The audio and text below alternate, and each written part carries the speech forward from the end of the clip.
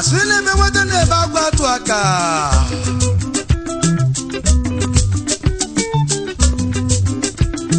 Na ya no dia. O kasime.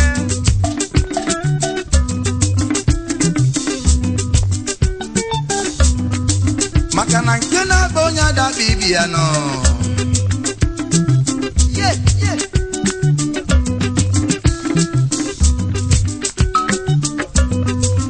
Mana ibe do nyam ta ko na eku o.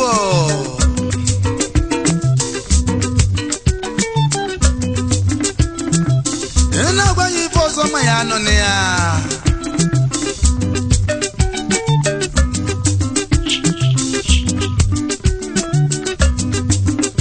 Ni be manu ngalo no wa. Abro ni kenka ga ya o.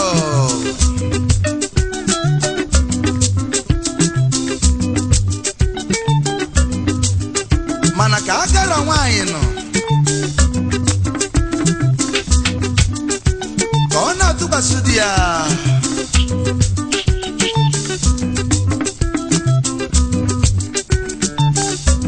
Maka na ọma. What we are doing here today is our annual event, the one for 2020, which is the 19th Iguaro. Is Iguaro. Is a period where the king gather the community and pray for them and advise them for the planting season which we have just entered, so that they will go out and they plant and start their business for the year. So that's what we are doing today. We do it every year, and the one for 2019, 2020 is today. Okay, thank you very much, sir. Iguaro Igbo. Yes. Iguaro Igbo, South Africa. Of the planting season. Yeah. To bless. You can see one of our speaker, Professor Wilfred Ukbere, is already standing there, waiting to be ushered in. So we have Igbo intelligentsia and Nigerian intellectuals from all walks of life. They are here. As you can see, numerous professors and guest speakers are all over the place. Yeah, and some of them professor, academics, royalties from South Africa, ANC, and different other leaders are all here.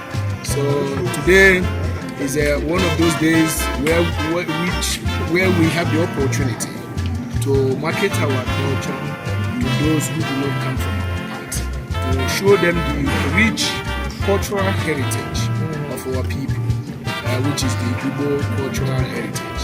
And that's why we're here today. So South Africans are duly represented from the government, political level, from the government, from the royalties, and of course from the society, the civil society of South Africa. They are all fully represented here. Thank you very much. Thank you. Said it all. We are here to celebrate, to bring out the Igbo heritage, cultural heritage of the Igbo people. Thank you so much. So can you tell us this Iguaro of a thing, is this the first time we are seeing it in South Africa? No, it's not the first time. This is about the 19th or the 20th time. It's not the first time. Here in South Africa? Here in South Africa. Okay, yes. okay. So can you tell us who are involved in this Iguaro of a thing? Is it the Igbo tribe or the Yoruba, or can you explain it more? Whatever that has to do with Nigerian culture is not about one tribe. It's not one In tribe. this occasion, the Igbos are spearheading it. Okay. Because it emanated from Igbo culture. Okay. But as Nigerians, especially in Nigerian Women Association, it's not about Igbo. We have Yorubas, we have Deltas, we have Hausas. Nigerian Women Association is an umbrella that covers all the women in Nigeria. Okay, thank you. That is my question for you. God bless you. Thank you. My name is Sodi Beze. So, is there any contribution to what she is saying? Anybody with any she has said it all. Okay, thank you. The Nigerian women.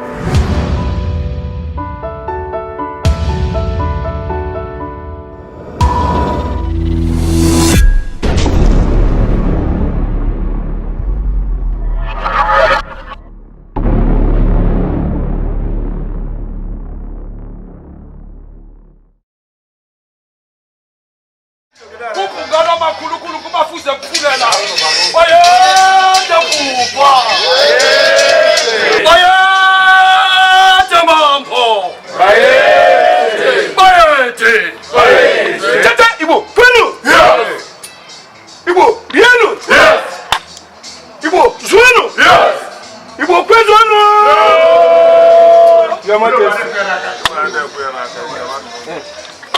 Prime Minister. Your Majesty. Of the continent. Your Majesty. How are you? I'm very well. Bayete, Your Majesty. Bayete Punga. Bayete. Bayete Punga. Bayete. Bayete. Bayete Bagere.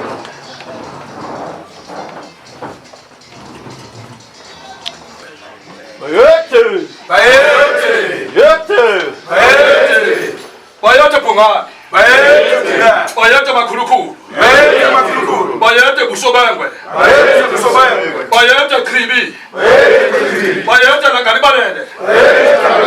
Bayete Khatebe. Bayete Mtimkulu. Bayete Mbembe. Bayete Mafuza Fulela. Bayete Zigote. Bayete Mambo. Bayete.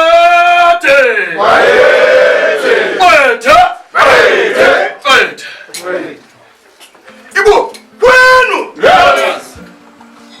Igbo, rienu. Yes. Igbo, zonu. Yes. Igbo, kwezonu. On behalf of the Supreme Council and the entire Igbo leadership in South Africa, I have the honor, privilege, and sagacity to welcome His Majesty and all the chiefs of Embo Kingdom of Africa. In the same vein, I'm welcoming His Highness King Lesisa, because we are looking for a proper opportunity to do all the welcome. King Lesisa III. King Lesisa, you are welcome. And his chiefs. Also, His Highness King Lukeleni is here. Bayete! Bayete! You are welcome.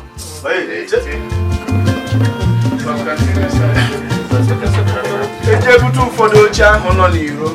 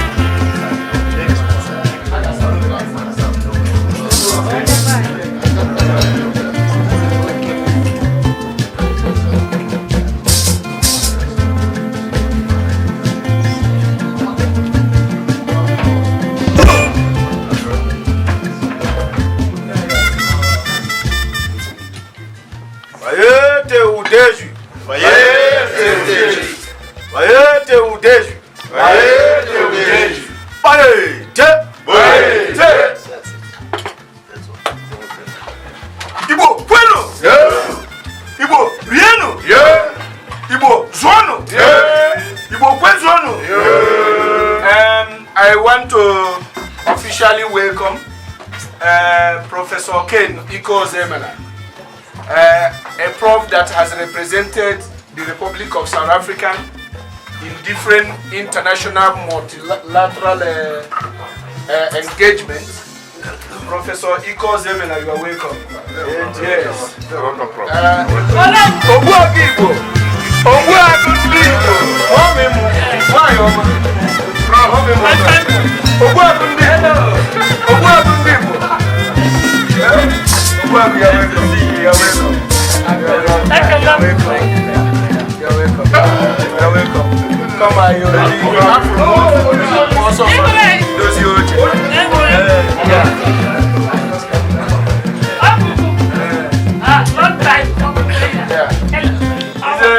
Professor Tobola, Professor and Chief Mrs. Tobola. Yes. Yeah. How do you put money? They don't shake hands. You're welcome. Chief Oba, I'm always happy when I see you. You know? Thank you. Your Majesty. These are my parents in this country. I know. You know. You know, I don't joke with them. They are my parents. And you know, he has produced, I don't know whether to say, or 2,000 or more than 3,000 South African medical doctors. He has produced. You know, in his profile is, I don't know, is something else. Yeah. Professor and Chief Mrs. Towobola. Yeah.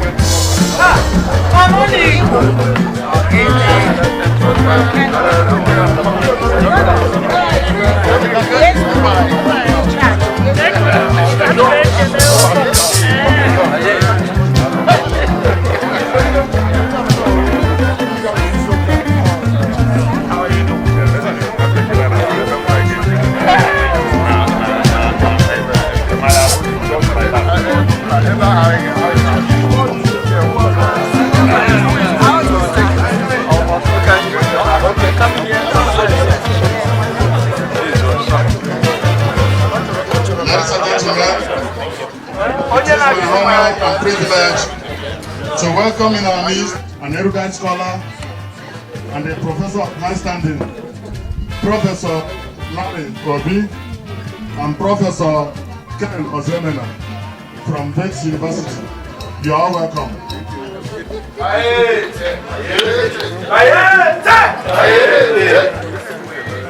His Majesty, President.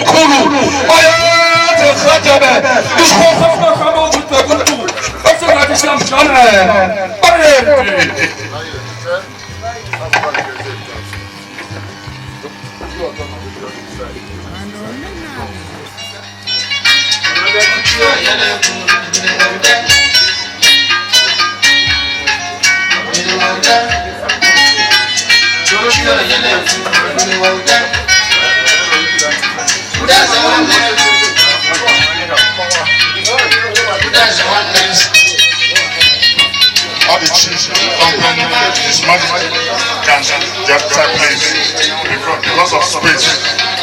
This chair is reserved for the members of the council. Please. Ugumba Igbo. Ugumba Igbo niile. Mgbomgbo ogidi mgbe eji agwa enyi ibiriri ogada. Gaga n'ogwu. Ugumba ndị Igbo. Ugumba Dr. Ben Okoli. Onye nwa bụ the first black neurosurgeon. Professor F.O.C. Nwanwu. He worked in the United Nations. He's a professor emeritus. Yes, he has served, lectured in different universities almost across the world. Yes, Prof, you are welcome. You are welcome.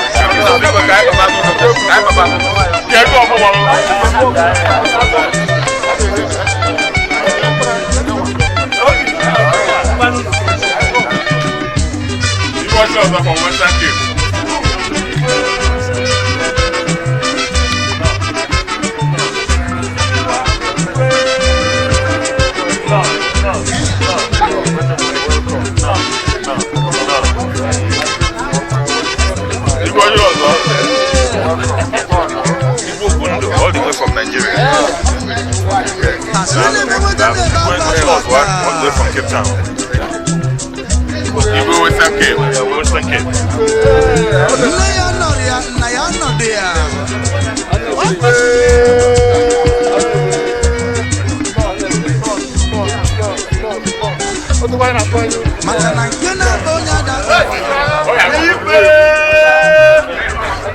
One of His Royal Highness Igbo Bundu of Ubuleshi is a member of Enugu State Council of Traditional Leaders. Igwe no. Ezo ochiro ozo. Ezo ochiro ozo. Mbombo ibiribi ogada. Oge na chi ndi kwere na ndi na-ekwere. Onye kweru o soro gi chiba. Onye na-ekwere echibia. Ade kuye kwodoro. Otu akoside. Otu akoside.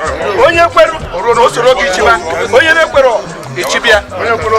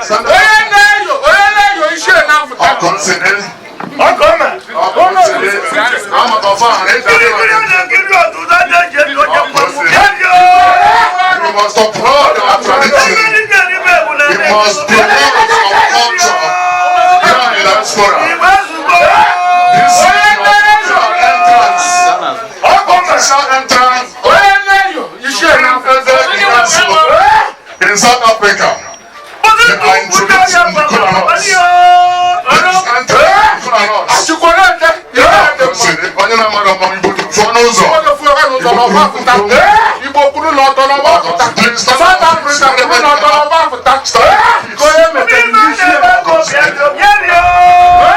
Thank you very much. The members of the Council introducing the Kolanot.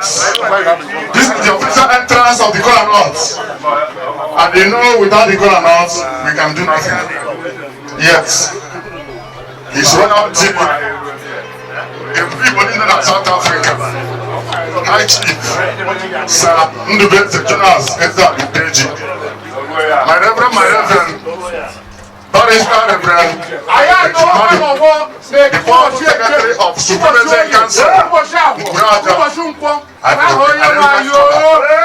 also His Excellency, Honorable Chima Umalo, the President General of other states, Nala South Africa. His Excellency, my President,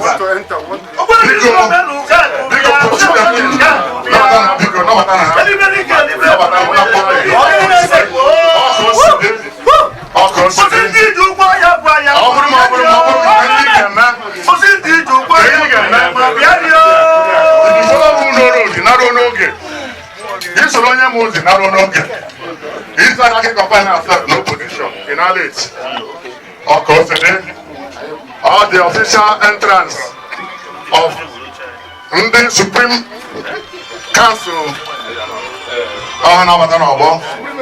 Supreme Eze in Council, the organ that is upholding the traditions and cultures of Igbo in South Africa.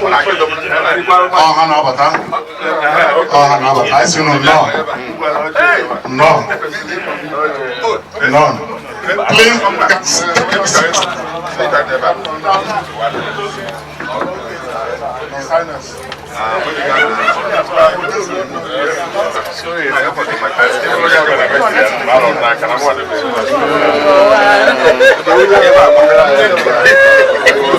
Thank you.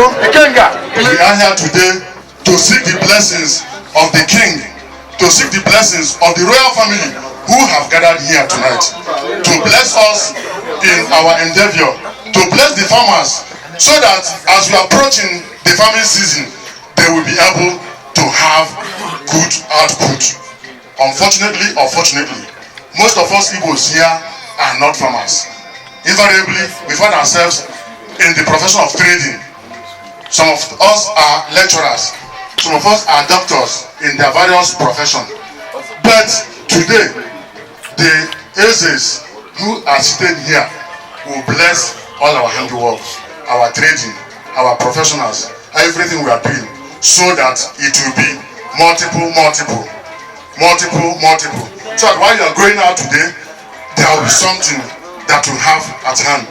Also today, if you pay attentively, because in this event or this edition of this program, we have erudite scholars, we have professors, we have doctors who will take us to a brief journey by way of lectures, who will educate us on the importance, the imperativeness of Igbo tradition, especially in diaspora where we find ourselves. Ladies and gentlemen, on this note, may I not keep us waiting. I want to tell us that you should fasten your belt, because Boeing 2720 is about to take off. Enjoy your flight. Thank you very much. Ezechi Toke, Ezechi Abiama, Benigwe Manogodiana Banana, Okaka, Uguanare Ategu, Sudo Rumba, Papa Onyedikage. Father, we honor you. We glorify your name. We lift you high, Lord. Father, we adore thee. The breath that we have, and whatever we do on this planet Earth, we cannot without you. Thank you for a son, Yeshua HaMashiach. Thank you for bringing us together in this land. Thank you for the land of South Africa. Thank you for the land of Nigeria and every other land in this planet Earth. We glorify your name in the name of Jesus. Father, we are here once again to know that we cannot, there is nothing, including our farming exercise, represented by our various careers and professions in the world today. We cannot make any success without your blessings. Father, in our own tradition and here and today, we're going to show that you have a peculiar relationship, sonship with the Igbo race in Nigeria, and of course the whole earth. Therefore, we invite you, we invite your host of angels, we invite your great blessings, we invoke your fatherly love upon your creatures, that you bless everything we're going to do here today. Those that have traveled from far and those that have come from near, may your blessings rest upon us in the name of Jesus. Amen. Father, we pray that you bless this occasion today. I am extending this prayer to even those that couldn't make it. Whatever is being our confrontations, our challenges, Father, in this gathering, may we be set whole in the name of Jesus. Bless everything we're going to do. Let all the glory and honor, power, adoration, and majesty be ascribed up to your holy name. In the name of Jesus Christ of Nazareth. Shalom, shalom. Shalom. Please put your hands together for this wonderful prayer. It's not easy. Eze Ochirozua na Western Cape. Eze ndị Igbo niile na Western Cape. Igwe. Biko nabata na atụ na Igwe. Ọkụ osiri. Ugundu has been a partner to this council. Hey, Eze Anekiri. Eze Anekiri. Ọkụ osiri. Odoga bụ guy name nna. Odoga bụ guy name. I'm on a flight to heaven. I want flight to heaven. By the grace of God, Ono remains the Ebendi Igbo niile na Igbo worldwide. he is a Grand Knight of Tagama. By the grace of God, currently studying at the University of Johannesburg.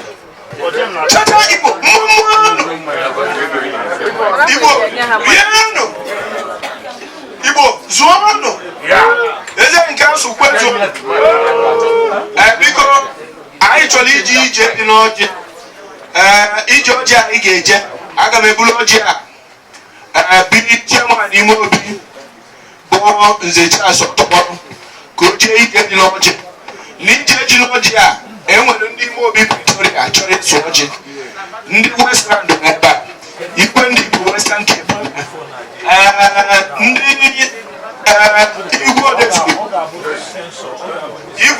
Igbo Igwe TBD ọnụ ya ngalaba dị iche iche ha nọsi ya ndị chọrọ ịsụ ọjị ha ga-atụrụla ya ọjị onye ọzọ chọrọ ịsụ ọjị ọ ka esi eme ọ ga-ọjị before abuba ọjị a n'ime obi. On behalf of Imobi Pretoria, that's a handful of concerned Igbo people living in Pretoria that have always championed causes that entail Igbo progress. I don't want to begin to name names, but Imobi Pretoria is in presentation.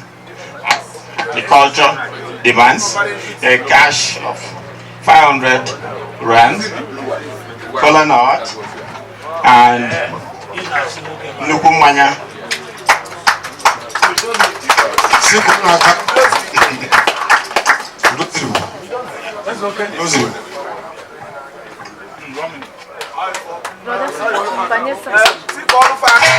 Thank you very much.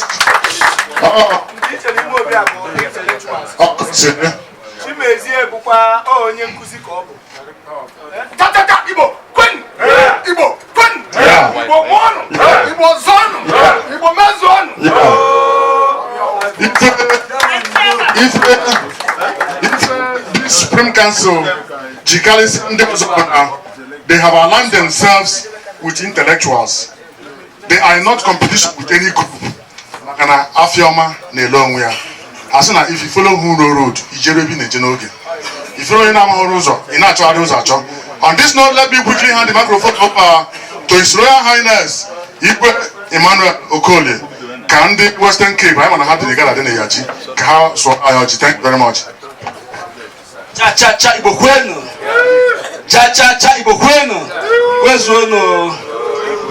Biko I say be danya we bia. Mana o mera kai na eme. Aya ga no kwanu oke nka na na aya aso Igbo chi. Nafa eze in council Western Cape I na aso Igbo chi. Igbo kwezuonu. Eze in council oji. Please. Ha okote. Biko Western Palace under the supreme leadership of His Royal Highness Igbo na Western Palace has always and will continue to identify themselves with Eze in council.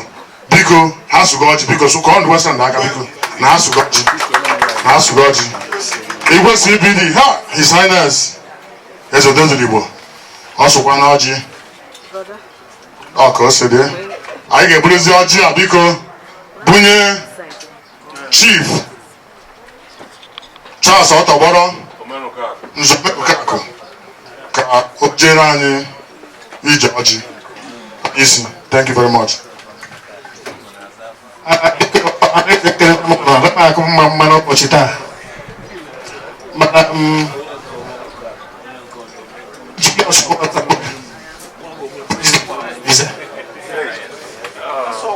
President Ohaneze.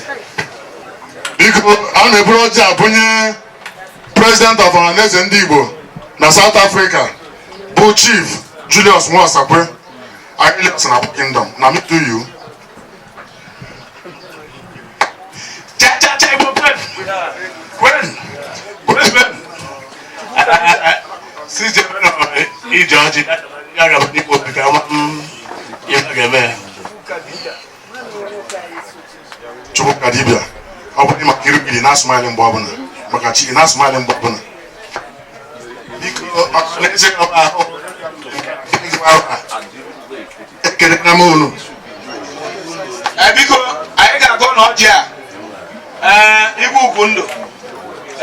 Anyị ga-agbapụ ya ọsọ. Biko ana m asị Igbo ọ ga-adịrị na anyị na mmụọ. Anyị ga-enwe ndụ. Anyị ga-enwe arụ ike. Anyị ga-enwe aga n'iru. Chineke ga na-agọzi anyị. Anyị na-asị biko Chineke anyị na-ekpe ekpere ka ọ dịrị nwoke mma dịrị nwaanyị mma. Ndị na-achụ anyị ha na-ada. Ndị anyị na-achụ gakwa na-ada ada. Onye nye anyị ndụ ya gọrọ ndụ. Ife ọbụla onye gọrọ anyị ya erukwe ya aka. Ụmụ anyị ga na-aga n'iru n'obodo a. Obodo Afrịka ọ ga-adụkwara ya na mma. Ọ ga-adụrụ anyị mma n'Eke. Ọ ga-adụrụ anyị mma n'Oye. Ọ ga-adụrụ anyị mma n'Afọ. Ọ ga-adụrụ anyị mma na Nkwọ. Ife niile ndị Igbo ga-akọ n'afọ a ọ ga-aga n'aha ọfụma. N'afọ Jesu Kristi bụ eze na chi Igbo. Biko kupu no no waka biko. Ọ ga-agba n'izu. Ọ dịghị izu. I will hand over the microphone to the chairman of the occasion to start the lecture. Igbo, please welcome. I believe that the Kola Nut business has been very effectively and efficiently discharged. We'll go straight to the lectures. Please, I would like every person here to pay very good attention to the lecture. Prof, please, yeah, hold the microphone beneath your job. I would like everybody to please pay attention to the lectures. You will learn, you will definitely learn something. There's somebody that is not here in our midst. The director of our SJK, the person who bankrolled everything we're doing here today. And he's not a person than Onyo Gadirima Jeslo Swap. So he is the sole sponsor of this event. Everything you see here, everything that happens here today, he bankrolled it. But unfortunately, he's not here with us, but I'm sure he's here in spirit with us. Professor Chukwal Larry Obi has served as the Deputy Vice Chancellor, Academic Affairs and Research in two South African universities, namely Walter Sisulu University and the University of Fort Hare. He, at various times, acted as Vice Chancellor, Head of Department of Microbiology, in two Nigerian universities. Founding Head of Department of Microbiology, University of Venda, Deputy Dean, School of Natural Sciences and Mathematics, and later Acting Executive Dean, Faculty of Natural, Environmental and Integrated Studies, University of Venda. Director, School of Agriculture and Life Sciences, University of South Africa. He is currently the Dean of Science and Technology, Sefako Mafato Health Sciences University, former University of South Africa, and then Pretoria. Professor Obi was a member of the board of South African Council for Natural Scientific Professions, World Health Organization, Expert Committee on Campi Labotas and Campi Laboteliosis.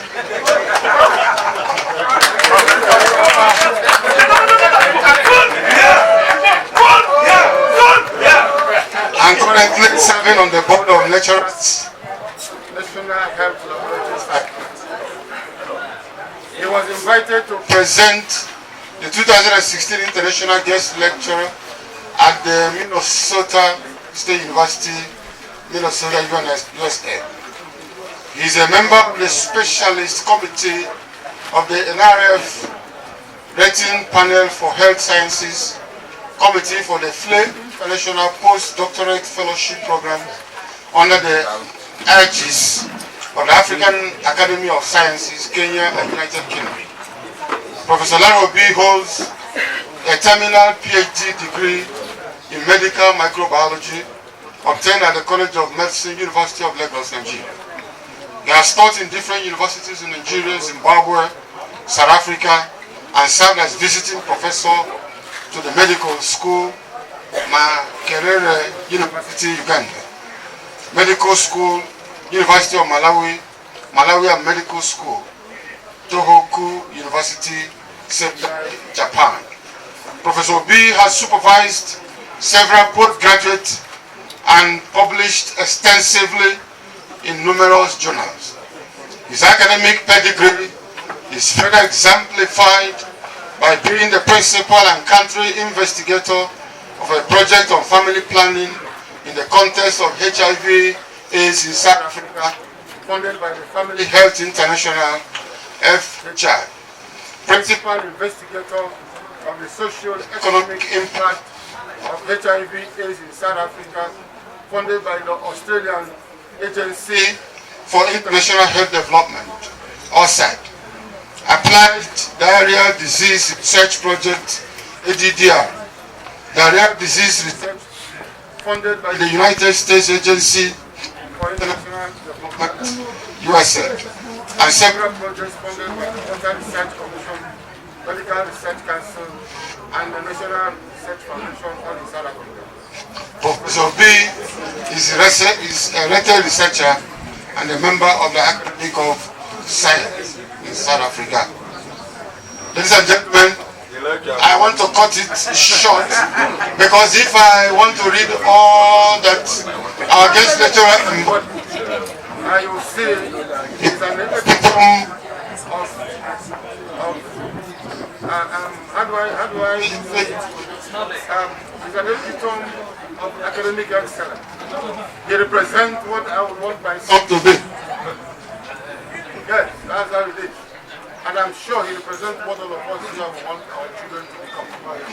And that is why we want to do things like this. We go and search for them so that this country where we live, where many people believe that all we do in this nation are things that negatize the social and the economic and political system of this country, is a lie. So what we want to say in practice is that in South Africa, we have Nigerians in every nook and cranny of this country, responsible people, brilliant, intelligent people, people who can stand up morally, intellectually, and exemplify what Nigeria and what a black man actually is in the international community.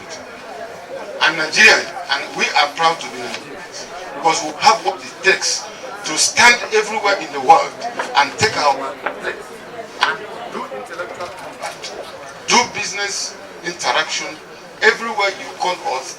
Nigeria has what it takes to stand up. We are not criminals.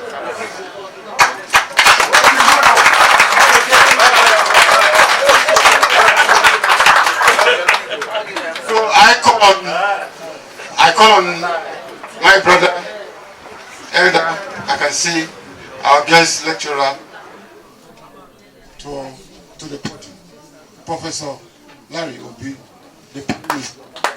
Put your hands together for this erudite scholar, the man who has distinguished himself among his contemporaries.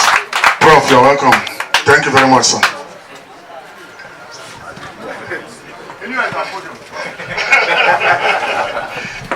Cha-cha-cha Igbo kwenu. Cha-cha-cha Igbo kwenu. Cha-cha-cha Igbo mwanu. Cha-cha-cha Igbo zwanu. Unu mana anyị bụ anaghị na-agba Igbo na-ata anyị. Chi ha bara aba na-egbu ome. Ofu onye ha na-esi n'ọnụ. Anụ kpọrọ ọkụ na-eju ọnụ. Ọ bụ Igbo. Yes. I'm an African. Yes. I'm a Nigerian. I'm a South African. I belong to the Igbo community of the world, and I'm proud of that.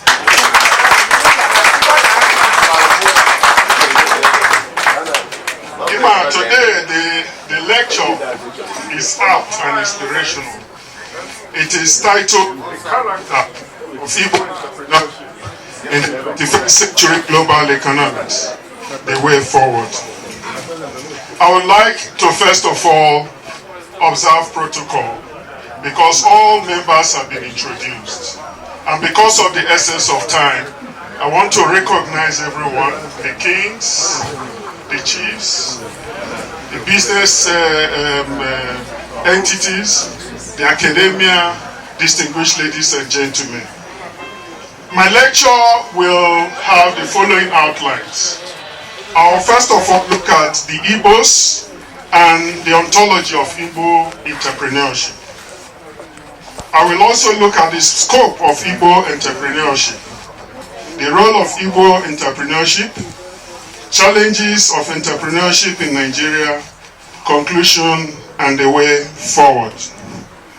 I want to hasten to mention that in charting the location of the Igbos, we are located in the southeast of Nigeria, and we are known as quintessential entrepreneurs.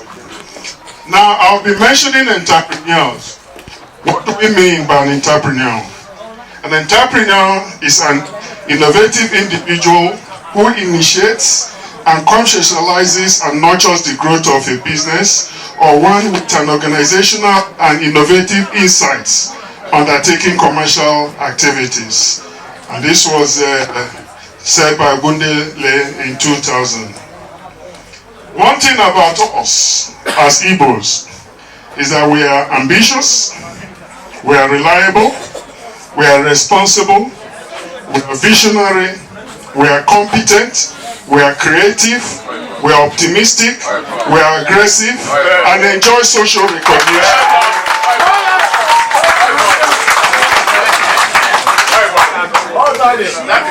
We do that because we are hardworking and problem solving. As in only rule, he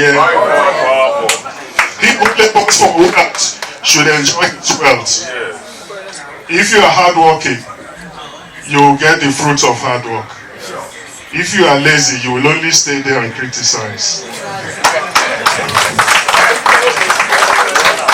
The hallmarks of the Igbos are self-employment, communal underpinnings, common ancestry, history, language, profitability, and expansion. They have solid business tricks. Igbos are here.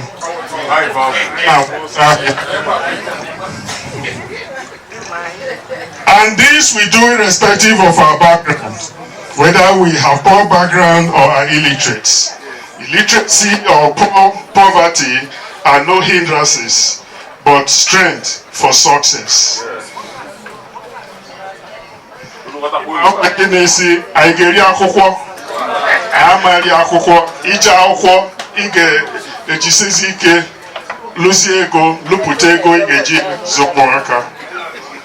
So the Igbos, we constitute about 40 million, about 23.5% of the total 170 million Nigerians.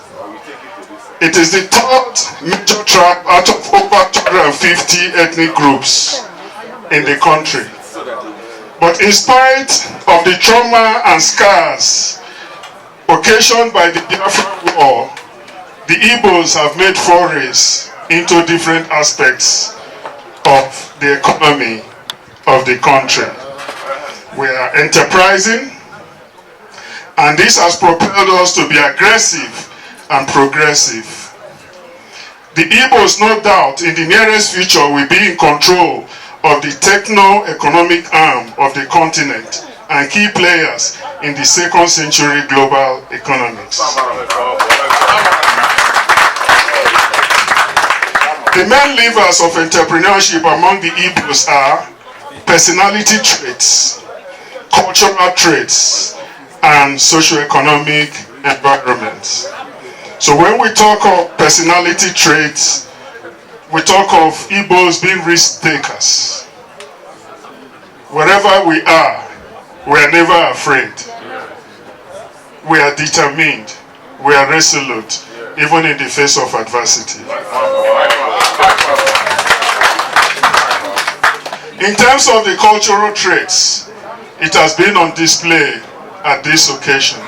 You can see our culture and our fellow brothers and South Africans. You can see we respect our culture. It is this culture that serves as that unity of purpose. It is this culture that brings us together and makes us to be our brothers and sisters keepers. The other aspect is the socio-economic aspect. You know, they say we Igbos, we like money. You know, even if something is happening, your house is on fire, and they tell you that your house is on fire, you'll be counting money. But who does not like money? Why are we working? Why are we struggling? Yes, it is true that we like money, and it's love for money and good living that has made us to be good entrepreneurs. In fact, because of all this, there's an proverb, an adage that says, if you go to any place in the world and you want to stay there, even for a short or long time, if you do not see an Igbo man or woman in that environment, rethink your position, whether you need to stay there or not.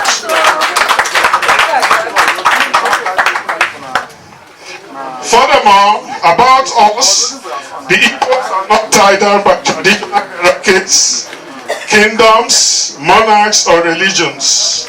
So we have cultivated that resilient, dynamic, and aggressive personality traits, complemented by a culture of individualism in sharp contrast to the collectivism of other ethnic groups. Now, based on the foregoing, I would say even in Nigeria, Igbos may not be readily romanticized by other ethnic groups, despite their friendly and generous disposition. But this, again, has given us the impetus to externalize our entrepreneurial activities. I would say that the Igbos of Nigeria are Africa's most energetic and most entrepreneurial people. And one thing that has really sustained our entrepreneurial skills is the Igbo trade apprenticeship system. Imwahia, Igbo Dibo. And you know that concept. That is something that is a great factor for business success. And indeed, the spirit of entrepreneurship is a panacea for the Nigerian economic growth and development. I'm happy that the Consul General is here, and he recognizes how enterprising the Igbos are. And of course, in my recommendations, I would prefer solutions on how we can support entrepreneurship in Nigeria, championed by the Igbos.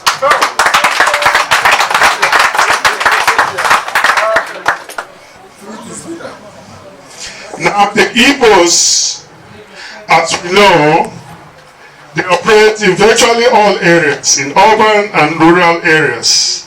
And in fact, studies have shown that 74% of investment in Lagos are owned by Igbos, 5% by Hausa Fulani, 15% by foreigners, non-Nigerians, 5% by other Nigerians, non-Igbos, Hausa and Yoruba inclusive, 1% by Yoruba, including Mike Adenoga, Malinga 2013. Unquote. Udegbe in 2013 indicated that the investment of Igbos in Lagos was over 300 trillion. 600 trillion in Abuja, 10 trillion in Kano, and Kaduna respectively, 5 trillion in Borno, Yobe, and Adamawa respectively, and about 15 trillion in Plateau State. Consequently, any government of the country that relegates or ignores the Igbos does so at the peril of the economy.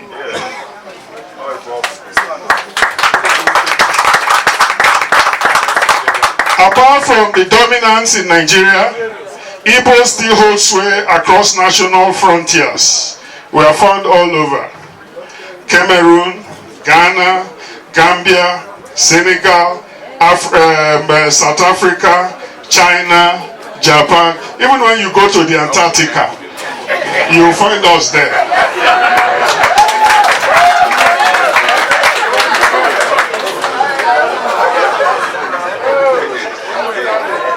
The Igbo forests are due to the following: confidence, high risk takers, high energy, desire for immediate results, organizational acumen, extreme commitment, flexibility, vision, and ability to manage change.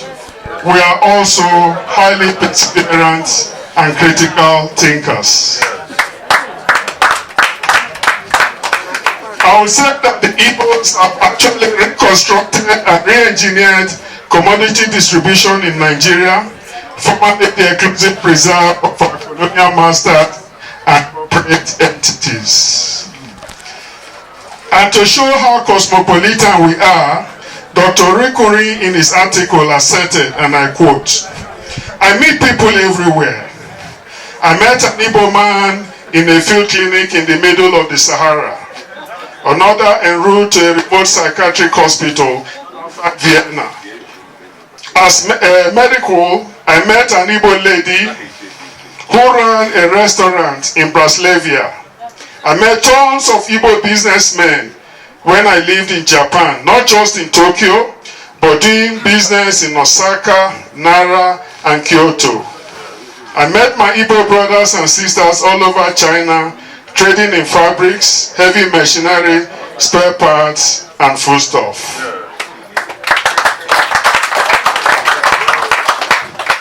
And one thing about us is that in spite of all these successes, majority of our entrepreneurs are devoid of university education.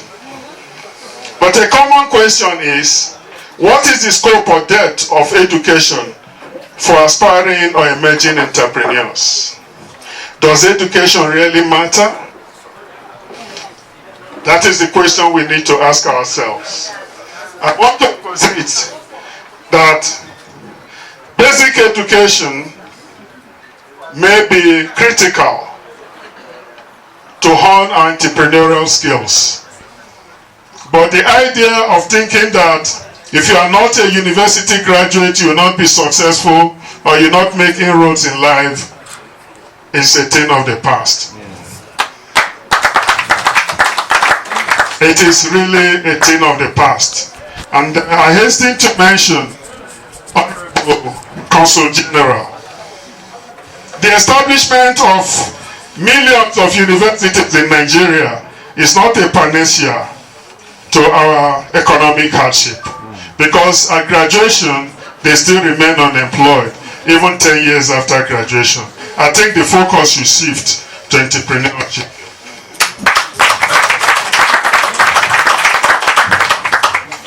The key aspect of entrepreneurship is not critically education, it is persistence. And I quote, college mentioned that nothing in this world can take the place of persistence. Talent will not. Nothing is more common than unsuccessful men with talent. Genius will not. Unrewarded genius is almost a proverb. Education will not. The world is full of educated derelicts. Persistence and determination are omnipotent. So what is the scope of Igbo entrepreneurship? We are in commerce, import, and export. Imankan is on ejeje nabata. On ejeje nabata. Import and export. Trading, food, fast foods, mama put, building materials, hardware, car parts, clothing, transportation, construction, and all that.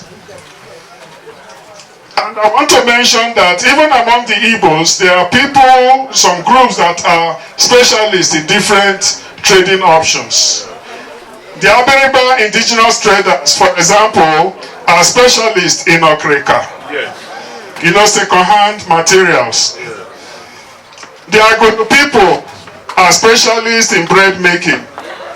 Ebonyi indigenous traders are experts, petty businesses, and farmers. Are experts in petty businesses and farming. Oketiti are known for cosmetics. Uke people, tobacco stuff.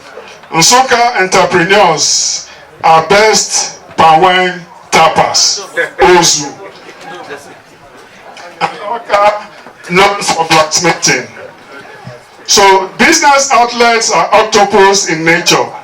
For example, in Onitsha, there are the following. Ope Ofere Market, household equipment. And then we have the electronic market for household electronics. The Obo Abada for African textiles. Ochanja Market for shoes. And so on and so forth. So we believe in a common Igbo proverb that, you know, our life is about trading. The world is a marketplace. Possibly because trading is a mainstay of the Igbos, or that the marketplace is the fulcrum of community, social, and business interaction. This may partly explain why weekdays are reflected by the markets, as we've heard. Eke, Ori, Afo, Nkwo, and we have default names such as Okeke, Mbeke, Okorie, Mborie, Okafo, Mbafo, Okoko, Mbafo. So these names are significant. It shows our market days and the respect we have for our market days and the emphasis we place on trading and entrepreneurship.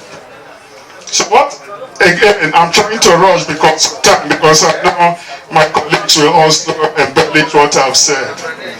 The significance or role of Igbo entrepreneurship. One, they contribute significantly to the GDP of the country. They minimize unemployment. They also enhance rural-urban mobility through transportation. They create regional growth and the creation of new technologies and crime reduction. But there are also some drawbacks. And some of these drawbacks are power supply. Of course, you know NEPA, no electric power again. So NEPA, in fact, in South Africa, when there are power outages for 2-3 days, and they are really crying and all that, I will just laugh and say, just go to Nigeria and stay for a week. So power outage is a problem. Transportation, security. We are no more secure in Nigeria. Last time I attended a conference in Nigeria, and I learned that one of our colleagues at the Obafemi Awolowo University was kidnapped. And most of us were now afraid to go to other places. Even when we visit our villages, we just sneak in and sneak out like a thief in the night. So security is the bane of our country. And of course, our government agencies. Government agencies such as the National Agency for Drug Administration, Customs, Police, and so on and so forth. I don't want to say they are corrupt, but I know one of the leaders recently said that even nepotism is corruption. So in concluding, ladies and gentlemen, I conclude that Igbo entrepreneurship contributes substantially to the economy of Nigeria. We are the Japanese and Chinese of Africa. Oh, yes. The levers and drivers of the economy of Nigeria are anchored on the entrepreneurial dexterity of the Igbos.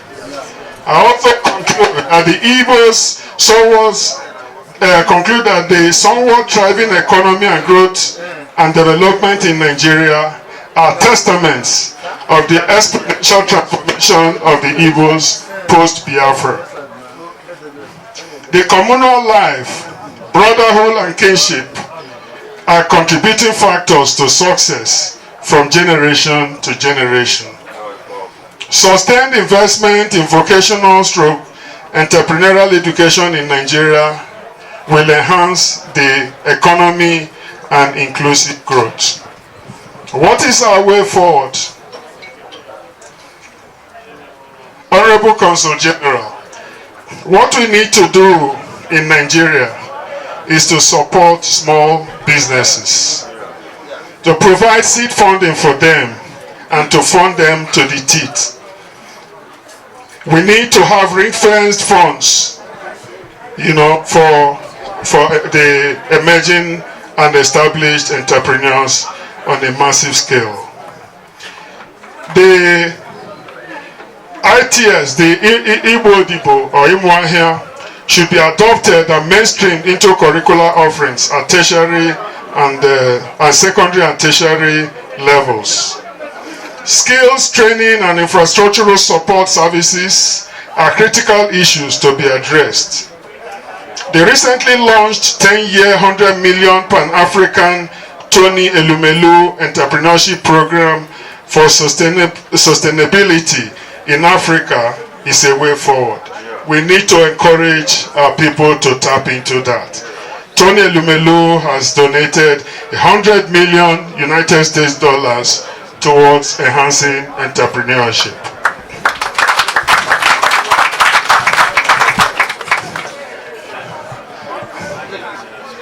Yes, I also want to emphasize that Tony Elumelu is an Igbo man.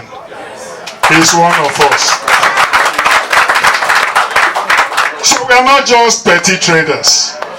We can compete nationally and internationally. Even the economy of the country is managed by the Igbos in terms of the financial sector. Jim Ovia is an Igbo. The present central bank governor is an Igbo, and so on and so forth. So, the key elements of the future of economic progress, global economics such as inclusive growth, economics of the fourth industrial revolution, economics of environmental sustainability, globalization, taxation, and sustainable growth should be addressed. All these are key imperatives for us to advance.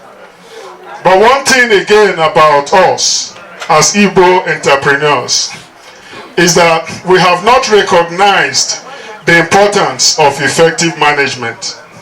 You find an Igbo man is the accountant, he is the business manager, he is the distributor, he is the director, he is the transporter, he is everything.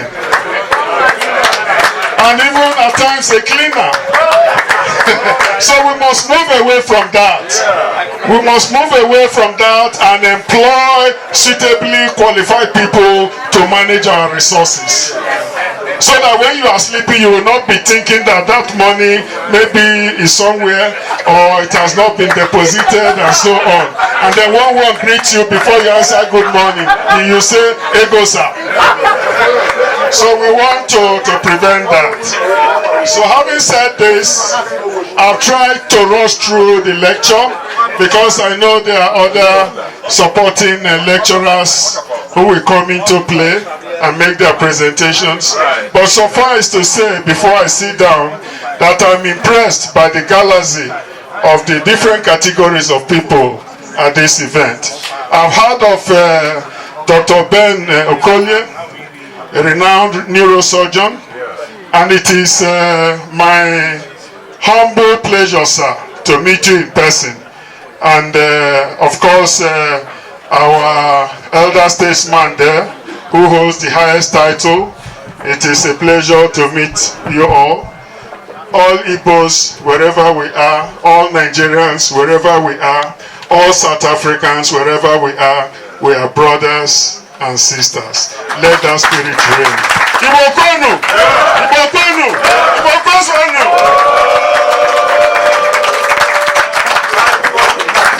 Thank you.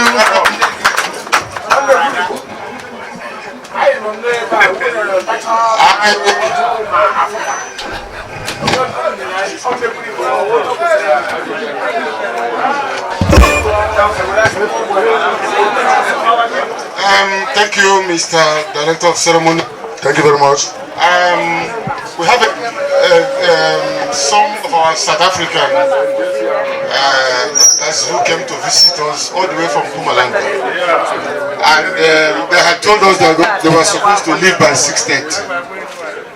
So I would please ask His Majesty Gary the Third to greet our people so that they can make their exit, because they are heading back to Mpumalanga. They came all the way from Mpumalanga.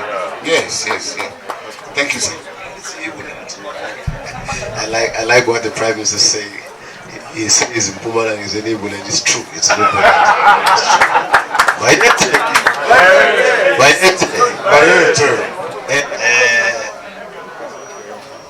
The Prime Minister and I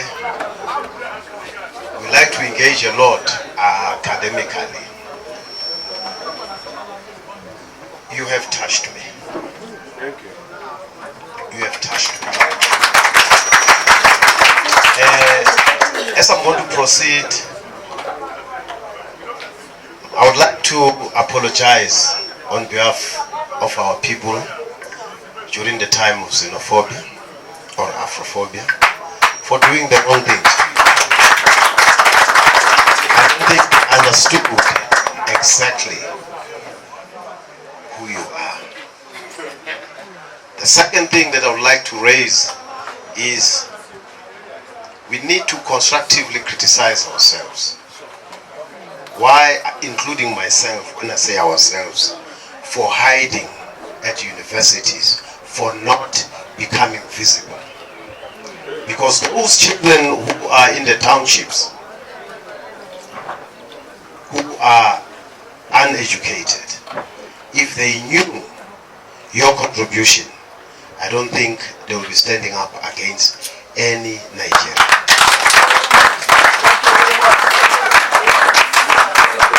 South Africa needs you. You can see how our economy is in South Africa. Even the people of South Africa thought by choosing the president whom they thought has got money, is a businessman, but the economy is still going down.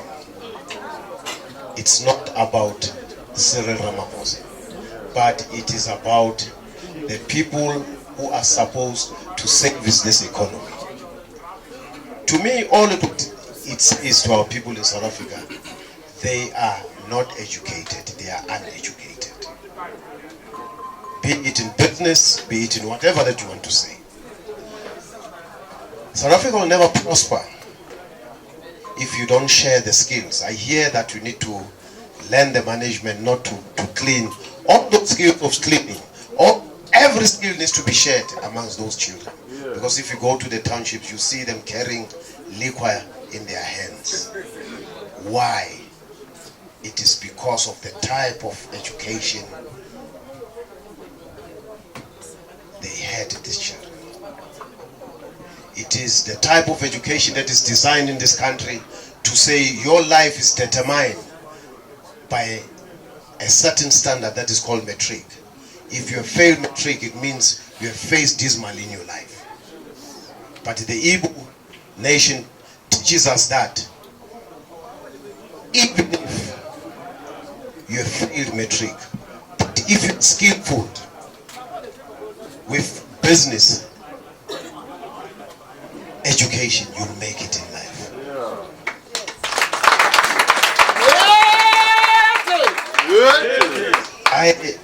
I don't know what to say. I have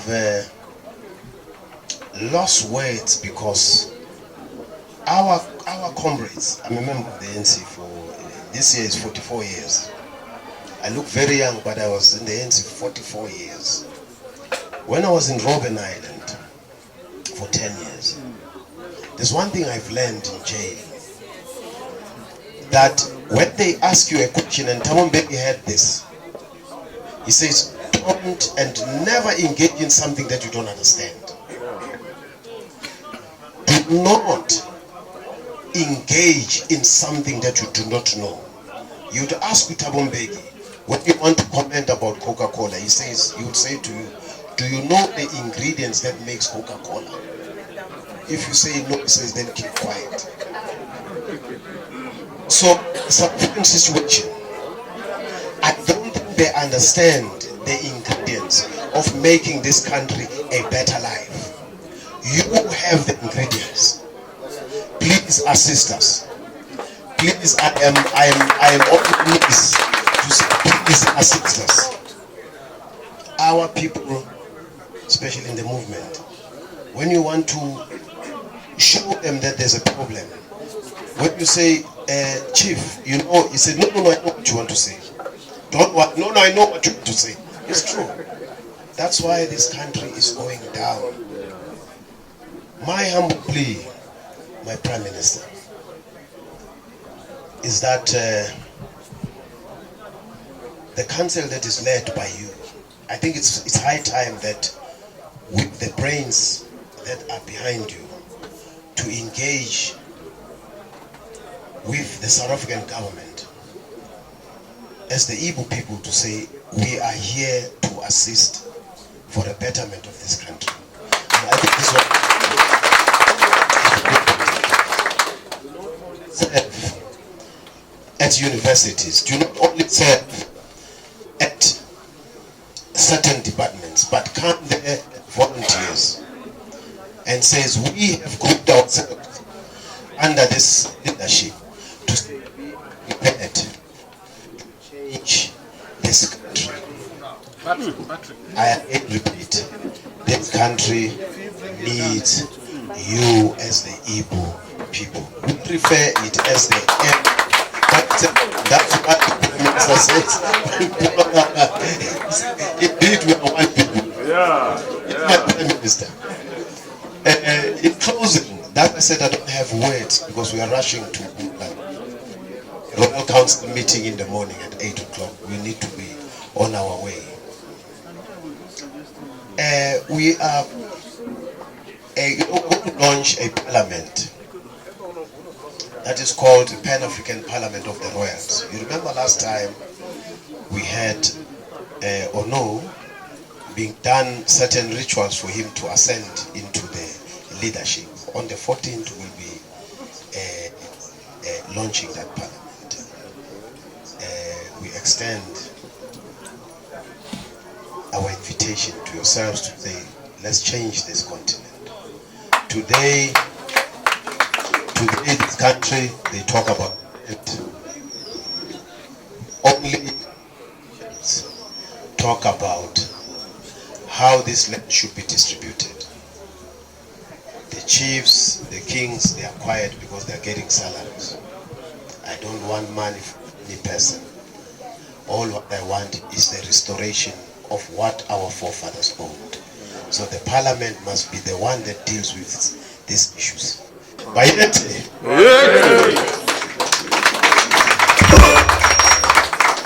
Professor Iguaro, who comes from the College of Business and Economics, University of Johannesburg. Professor, thank you very much. Thank you very much. Mr. NC. Igbo child is born a man. Right from child, an Igbo child is born a man. So on the basis of that, I will be using Igbo man instead of Igbo child in terms of some of the things I've noted. An Igbo man is born strong. Can you see? An Igbo man is born strong. When you see an Igbo man or an Igbo child, you will notice this is an Igbo child because you will see that confidence, that strength, and that boldness in whatever they do. And I think that seems to also align with what Professor Larry Obi have actually lectured us. And of course, an Igbo man is a great farmer. A great farmer. Farming is one of the professions of Igbo people. And that is also reflected in the tubers of yam that we have here. And if you take a note in terms of some of the literary books like that of Chinua Achebe, Things Fall Apart, and of course the Arrow of God, you will see the symbol of the Igbo man reflecting in terms of their farming activities. So that is also aligned. And of course, in terms of farming activities, Igbo man is an agripreneur. That is to say, agricultural people who also do business with their agricultural products. And before I will get down to the challenges confronting the Igbo man, there's one major challenge confronting them in Nigeria as a contraception. The issue of the Fulani herdsmen going into our farms to rape our mothers, to kill the farmers in the farm. That is one major challenge that Igbo man is facing as a farmer in Nigeria. And another thing there is in line with what Professor Larry Obi have also taught us here. An Igbo man is enterprising. That is, of course, that keys into entrepreneurship that he has mentioned. I remember as a little boy, as a young boy in my teenage, there was a day we were passing my two with my uncle, and we go to those bus transport area, Izuchukwu, Ekenedilichukwu, the Yosha Grove in the night. And my uncle was driving, he was a military man, and he was hearing that noise.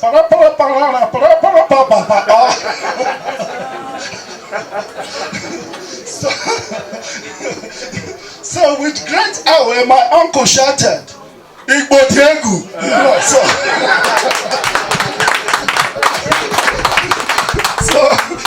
So that is all aspect of it, you know. They are lively, they are fun people, they enjoy what they do. In terms of even their business, their trade, they play all kind of jokes to sell their products. That is an Igbo man.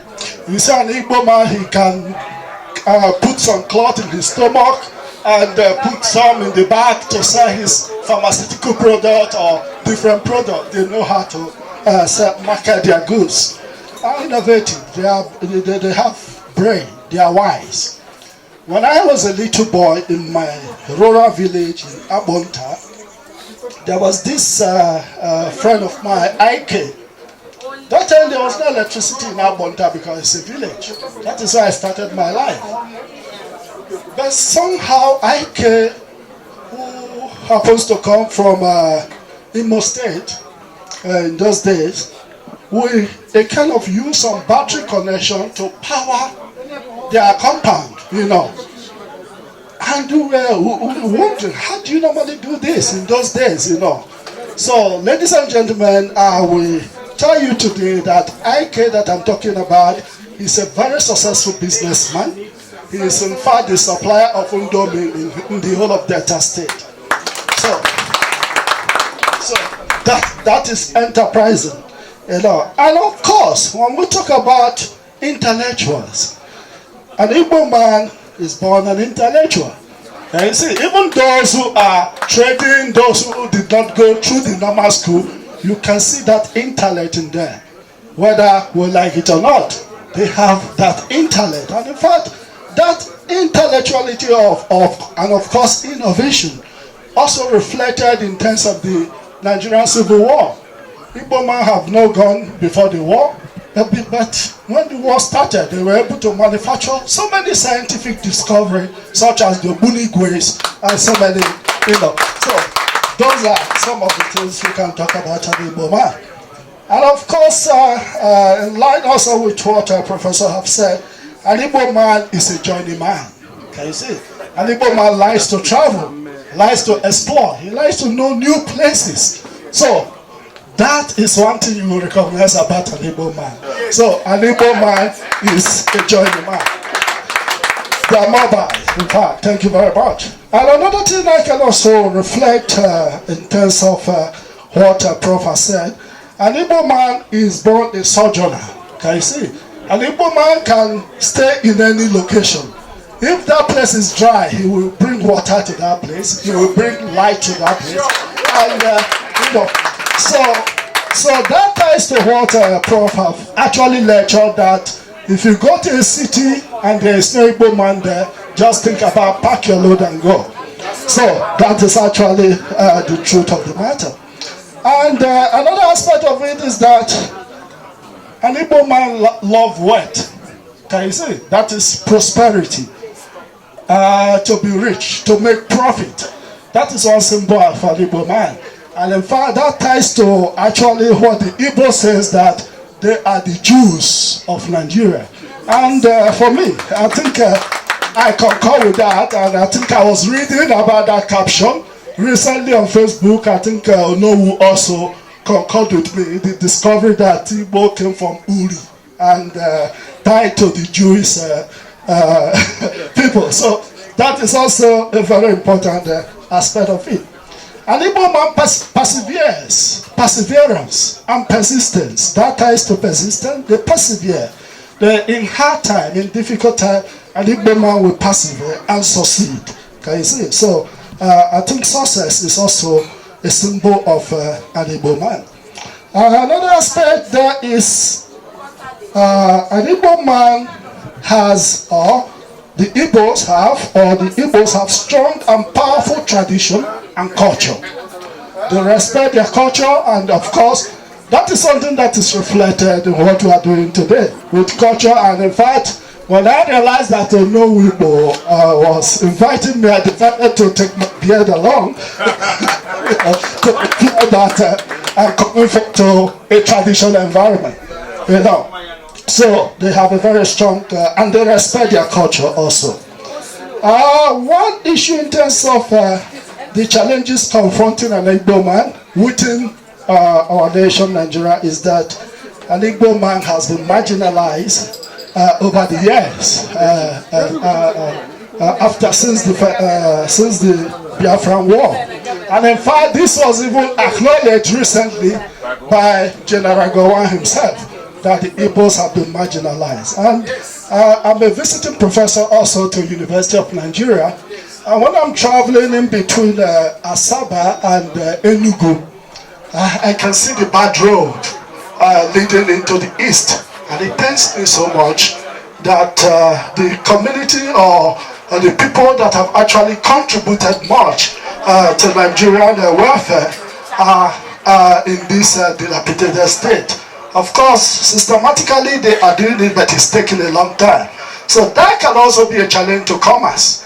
If we don't have good road, there cannot be good commerce. If we don't have good road, there cannot be business.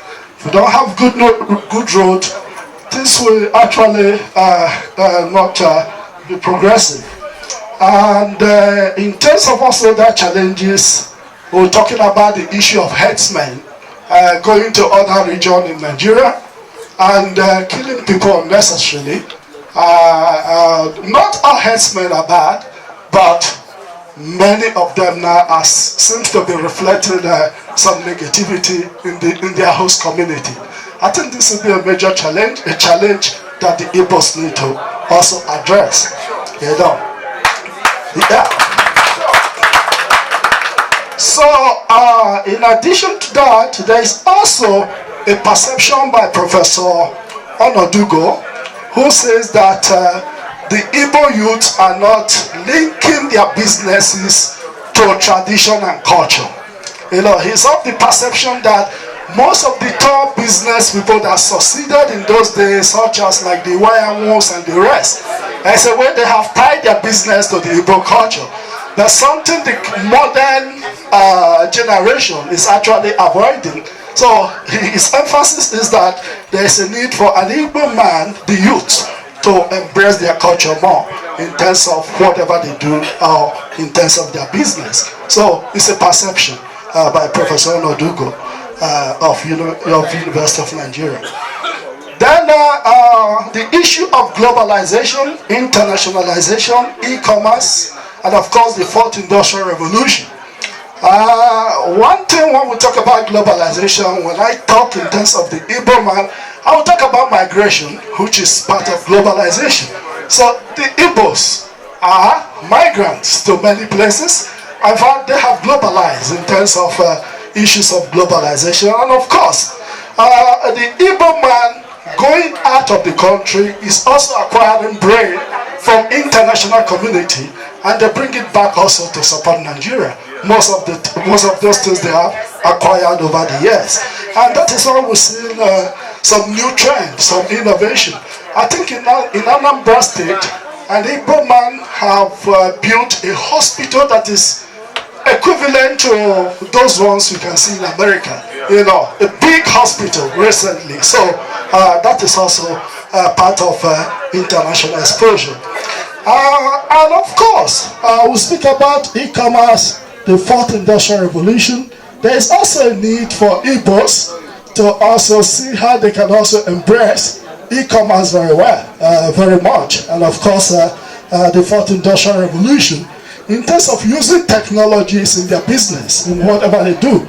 There is a finding by one of the research we did at University of Nigeria that the fact of the matter is that many people want to adopt this e-commerce, but they don't know how to go about it, So this is a major challenge, and of course, that is where education will have to play a role. So the Igbo man, but the businessman, whether you are a businessman, see if you can acquire most of these modern techniques of doing business, because it will go a long way in enhancing your business. And of course, the future of an Igbo man. What is the future of an Igbo man? I'm very, very much optimistic that the future of an Igbo man is very bright. Very, very bright. So let us not lose hope in the face of the challenges that I have mentioned. Let us continue working. Let us continue moving. Let us continue pushing. Definitely, one day we will get there. Thank you very much.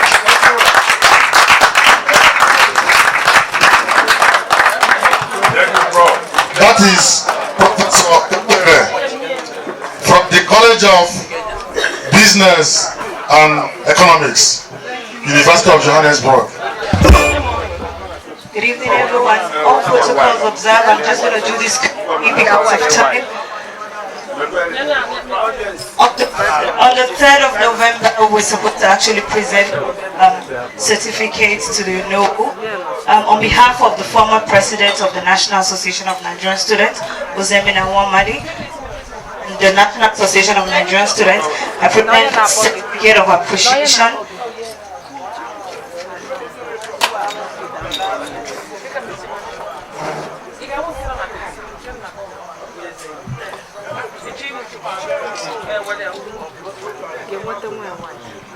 Thank you. Thank you.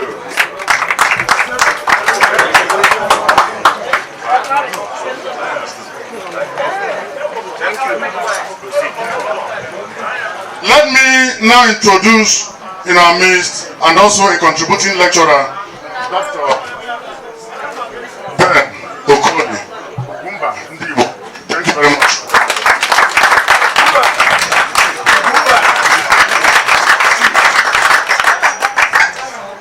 Thank you, organizers of this event.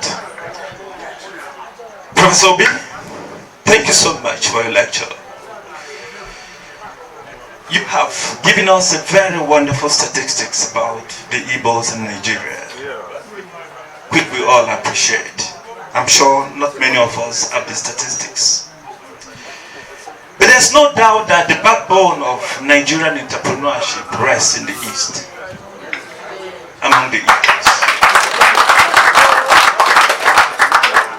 Prior to the beginning of independence, through independence up to the present time, the strength of manufacturing and industry has resided among the Igbos. So it has just shown me that Dr. Okonjo-Iweala has been appointed the special advisor or chairman of an advisory committee to the president of South Africa.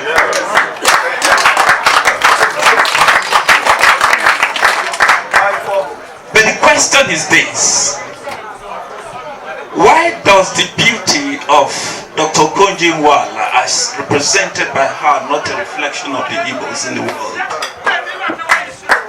Why does the beauty of Professor Obi not reflect as a prototype of a son of the Igbo land throughout the world? That is a question that is critical, and we must have to answer that question. There are islands of successes that Onobo has announced. There are islands of successes that Bayete has announced. But why does those islands of successes has not been the identity of the Igbo man as across the airports around the cities of the world? Thabo Mbeki in 2003, while delivering a lecture at the Black Economic Forum, said that there are two economies in South Africa. There is the first economy, as represented, you know it, Anglo-American, Professor Obi, ShopRite, and there's another economy, which is the second economy, where the majority of the South Africans are of entrepreneurship. But there's a place I want to share a few words with you, which is what I call the third economy, or the economy in the shadows, or the economy in the subterranean regions, that has its own government, its own quasi-judiciary, has a full loop of an establishment that sustains it. This subterranean economy is what deems the beauty that Professor B has. That's what deems the beauty of Okonjo-Iweala. That makes the beauty that he should reflect on Nigerianness and Igbo-ness deem into non-perception.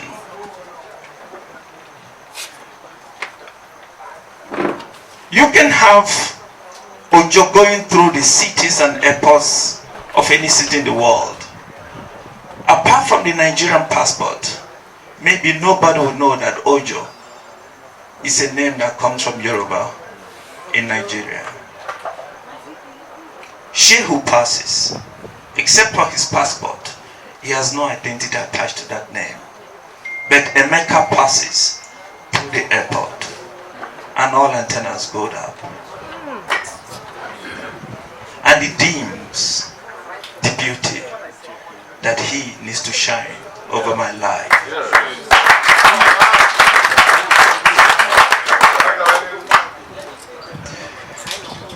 I tell you a typical example. I went to England on a congress with colleagues.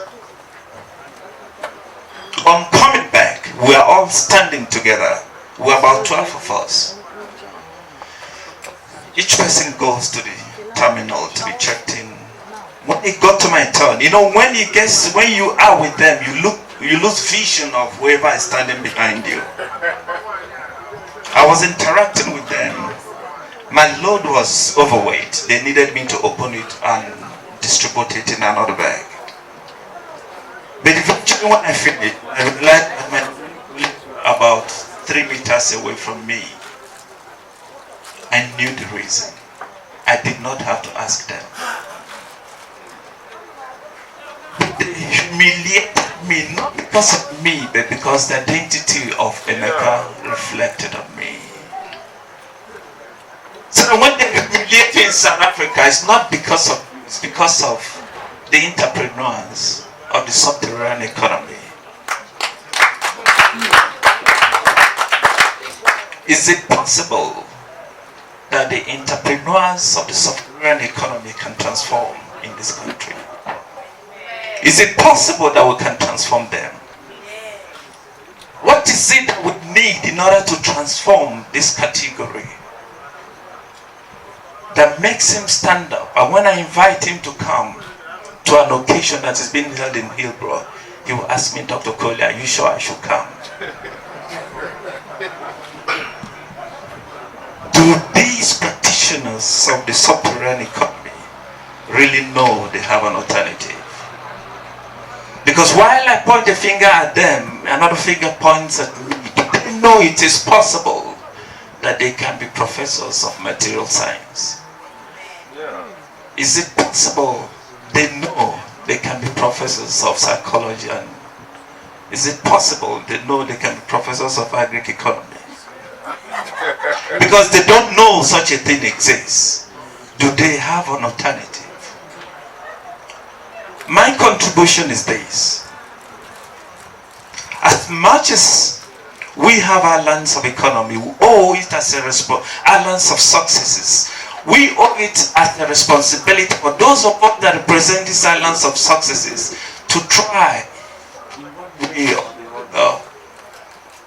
to have established lines of influence and communication with these people, because it's a shared responsibility. Otherwise, your success remains and continues to mean nothing in the presence.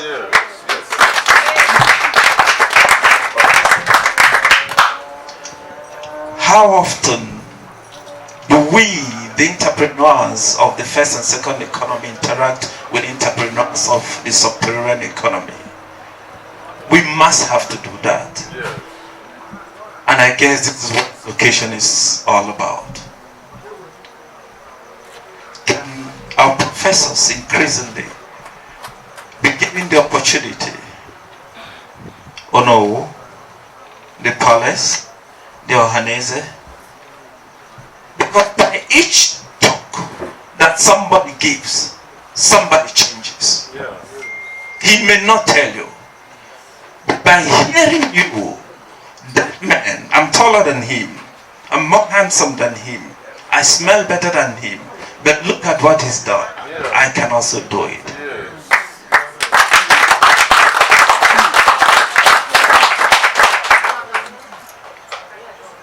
On this note, thank you so much. Thank you, sir.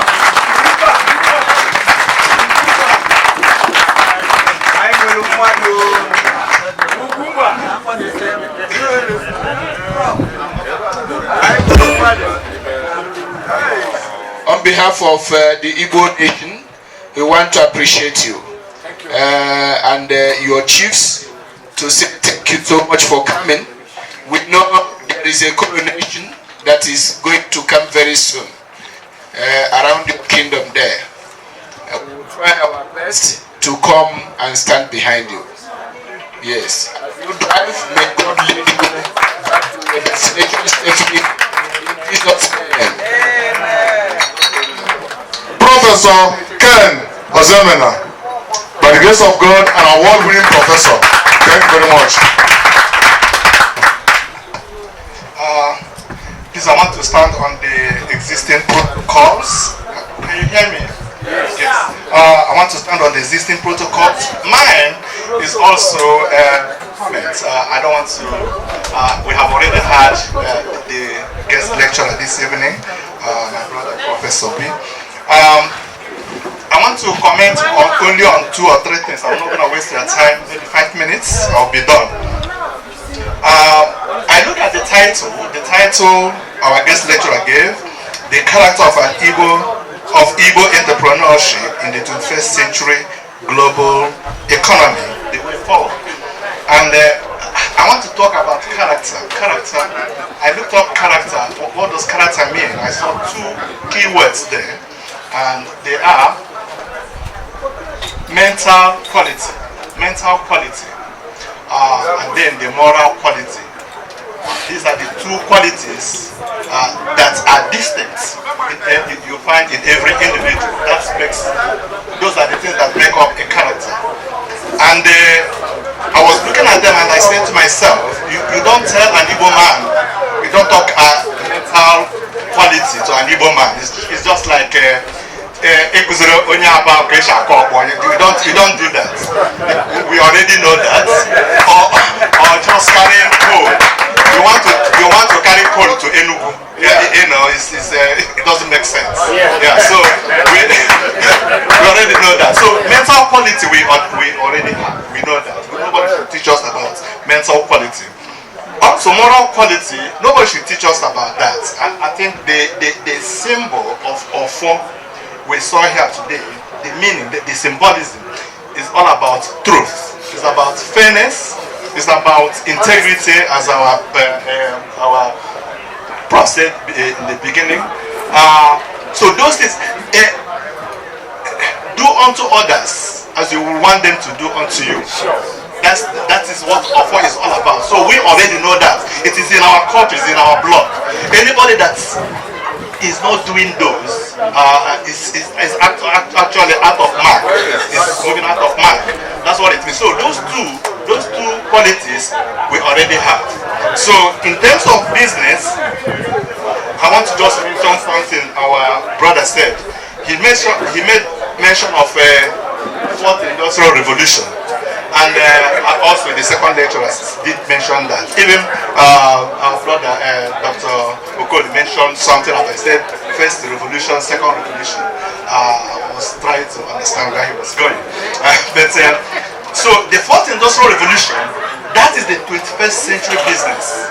And you hear about this, people talk about fourth industrial revolution, is real. Fourth industrial revolution, if I may just use 1 minute to explain. The first industrial revolution started with a steam engine. You know, in those days, steam. It is steam that drives engines. So most of the engines that we were using to produce things, yeah, steam. Just give me a mirror, the vapor that comes drives the engine. Yeah, that was what was happening in the first industrial revolution. The second one came with electricity. Electricity came, and then we were able to drive our machines. We had, a lot of what we call mass production in industry. It was electricity driven. Then the third one, which we call the computer or automation or internet.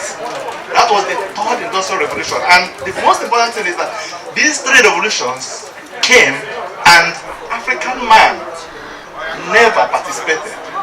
That's the problem. We never participated. And if you listen to what our leaders are saying today in AU, African Union and all that, they say no, they're not gonna wait. They're not gonna wait this time around. They must partake, they must participate in this the fourth industrial revolution. Which is what? Fourth industrial revolution is talking about cyber physical world. Cyber physical world. That's where we are. In other words, you do sometimes when you touch your cell phone, when you type something, if you have a smartphone, if you type something 2 times, the third time you want to type it, the computer will tell you what it is. It tells you what is, we call it machine learning. Machine is learning. So we call it artificial intelligence. That is what is happening now. So we may be mental, very good, but machine does it better these days. Computer does it better these days. So this is what is happening all over the world. This is what we teach our students. And if you listen to the government also, people who are working the labors are saying, the people who are in the labor, they say, well, this thing is going to take our job away. It's going to take job away. There's no doubt about that, but it's going to create more jobs also. So what is important is, if you are an entrepreneur, find out what is it that fourth industrial revolution can do to help your business. Find out what it can do. Look for what people need. What is it that people need? That is what you have to find out and provide to people. And I'm sure we are already doing that. So I don't want to waste our time because it's already late. I would want to say the fourth industrial revolution is the way to go. I cannot say it enough. I want to also make mention about, my brother also said something about material science. That's what I do. When you talk about people, xenophobia and all that, and if you do material science, one thing material science teaches us is foreign material will help, will strengthen the pristine material. And when I thought, when I was teaching that to students, I realized that this is really good. So when you put, if you are a homogeneous society, you don't progress until you bring a foreign material. If you bring a foreign material into an existing thing, that material, you impact on that material new properties. It changes the electrical property of that matter. It changes the optical properties of that matter. It changes a whole lot of the mechanical property of that material. So you see the importance of foreign material, foreigner in a society. So that's what I was telling the students. That's true. So you need a foreigner in any society. So because this is nature, it's not about us saying this. This is what nature wants. So let me just stop here. I want to stop here, and I want to thank you. I want to thank the Honorable for inviting me. I was always enjoying this. Thank you so very much. Thank you, Professor. Thank you, Prof. Thank you very much, Professor Ken Ozemena, His Excellency, Mr. Godwin Adama, the to South Africa. His Excellency. Yes, no Igbo and traditional Prime Minister of the Igbos in South Africa, and the members of the Ezesi Council, and distinguished guests, ladies and gentlemen. I want to stand on all the other existing protocol. I want to appreciate the Almighty God for the grace and the privilege to be here to honor, particularly coming from a people whom I've worked very closely with since my arrival in South Africa. I'm delighted to be part of this occasion this evening, particularly being the first one that I'm witnessing since my arrival here, even though I've attended several other occasions, similar occasions, but not exactly this one.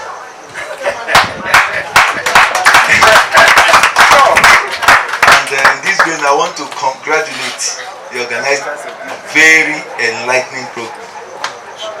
You know Igbo and members of the Ezesi Council for their thoughtful and insightful initiative that led to the successful of this event, which I learned is the 19th one in South Africa.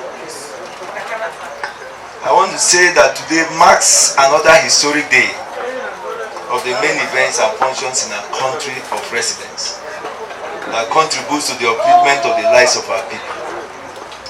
And festivals of this nature are an expressive way to celebrate glorious heritage, culture and traditions, particularly this one that comes before the arrival of the Iriji Festival that heralds the arrival of the New Year celebrations, a very important aspect of the Igbo culture. It is time for us to protect all we have in our culture, and whatever is good should be taken to great heights in order to assist in promoting coexistence between peoples of our two countries. I must therefore commend the custodians of our various cultures and traditions here in South Africa for their untiring and unwavering support to issues concerning our people in this country. I'm also impressed by the depth of intellectual flavor that has been added to this celebration, particularly the very insightful lectures delivered by our own erudite scholars and professors here today.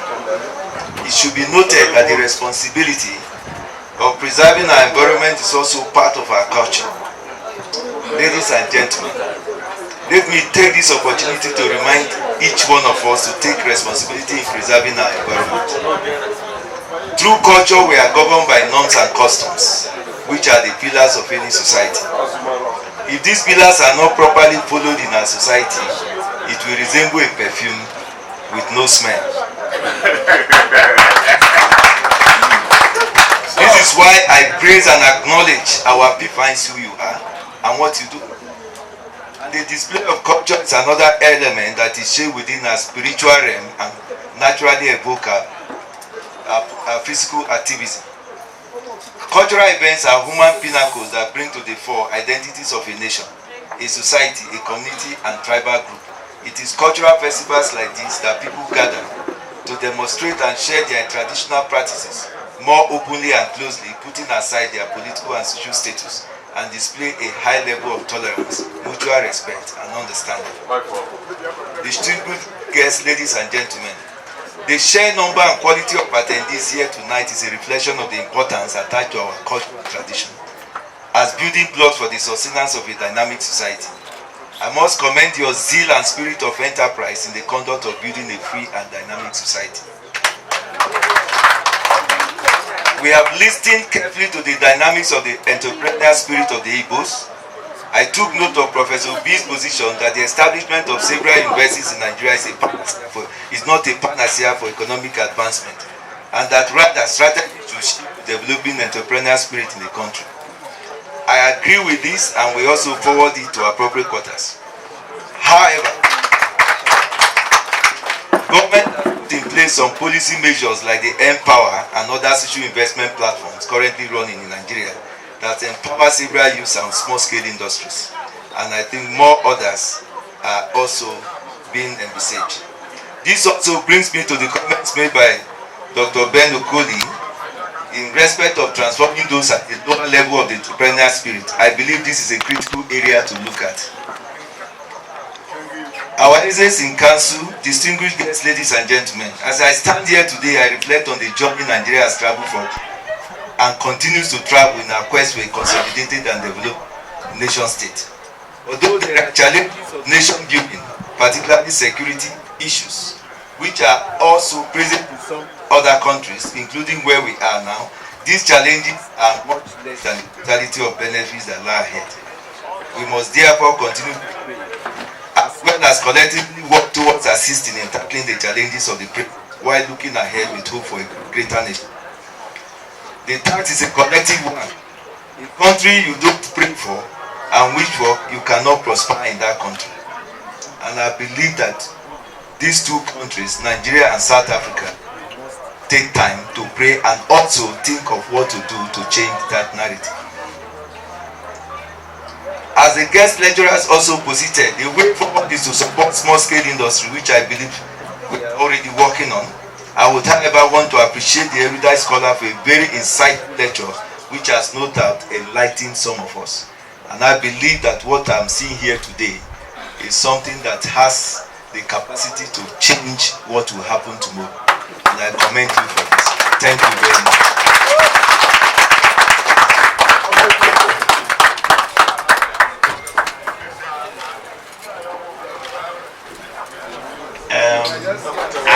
I want to particularly thank the keynote speaker, Professor B,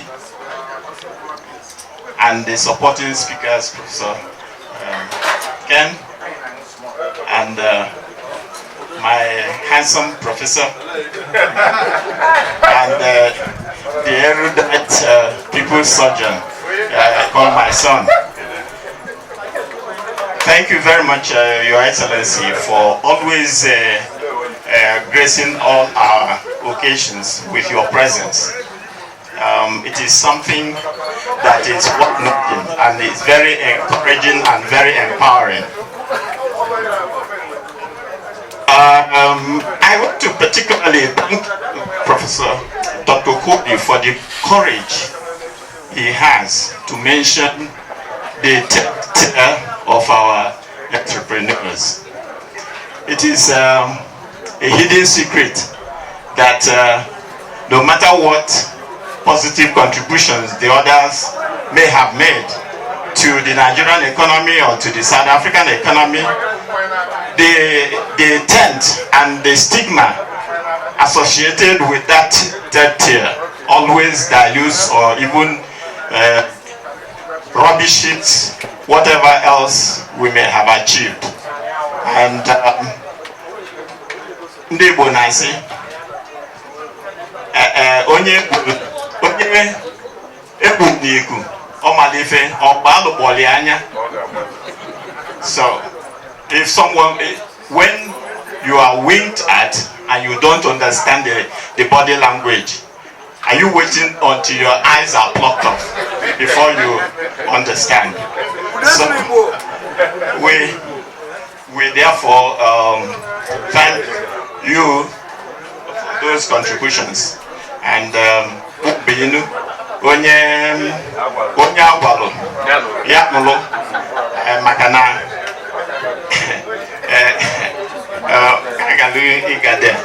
well, the next thing is to perform the ritual, the official Iguaro, and it will be royalties. And on that, I would like to invite our traditional leaders to go over there and help very important function. Thank you.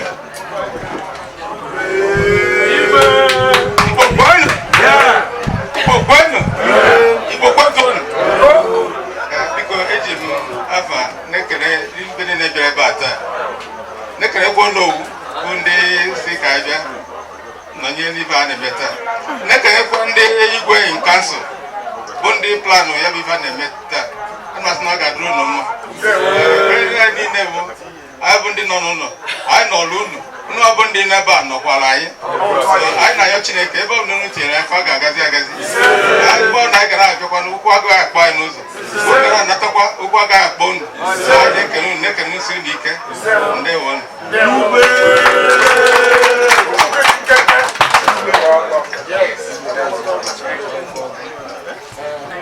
Iguaro otu ha bịara nyecha mgbazi nyecha ntụziaka ewerezie ekpere wee chịkọta ya ọ ka o si dị nna nyesie nwa ya ndụmọdụ ọ dị eme okpesi ekpere tupu onyewe ndụmọdụ onye sie ndụmọdụ o were ekpere chịkọta ya ọ ya bụ Iguaro enyesigo ndụmọdụ ife anọzi kịta bụzi iji ekpere wee chịkọta ya sili ife ọbụla anyị na-eme n'arụ a na ọ ga-aga n'elu so arụmakpọ Abia State, the president of Abia State ka ọbịa ka nzu nọ n'ime ebe a. Anos na Ikanzu, which is the Neme proper, starting with the national president of Abia State, Honorable Chima Onabumalo. Biko. I got the kitchen. Makanicha di agwa. Igbo kwenu. Na panna. Na monso.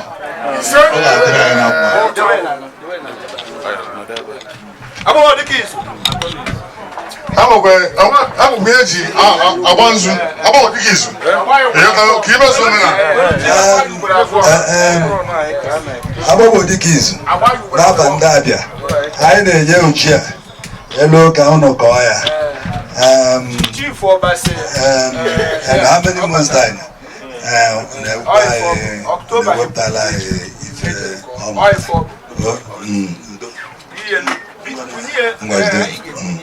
ndị Abia ekwenu uche anyị our former president ọhaneze ndị Igbo ọnwa afọ Abia ekwechi enyere ndị Abia mgbe anyị ga-eri ji anyị ga-ewetara ha mmaji gburu mmaji chachacha Igbo kwanu anyị apụtala na bekee the struggle abụrụ between Okeke and Okafọ.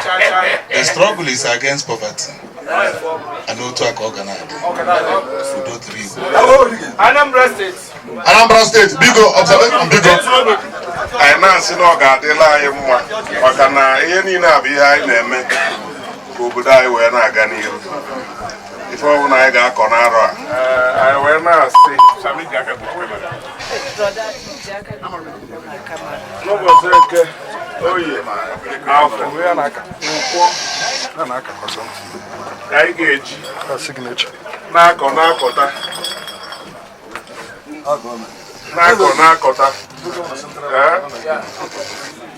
anyị na-asị etu ọbụla o si na dị arọ a ga-amakarị arọ ndị gara aga n'aha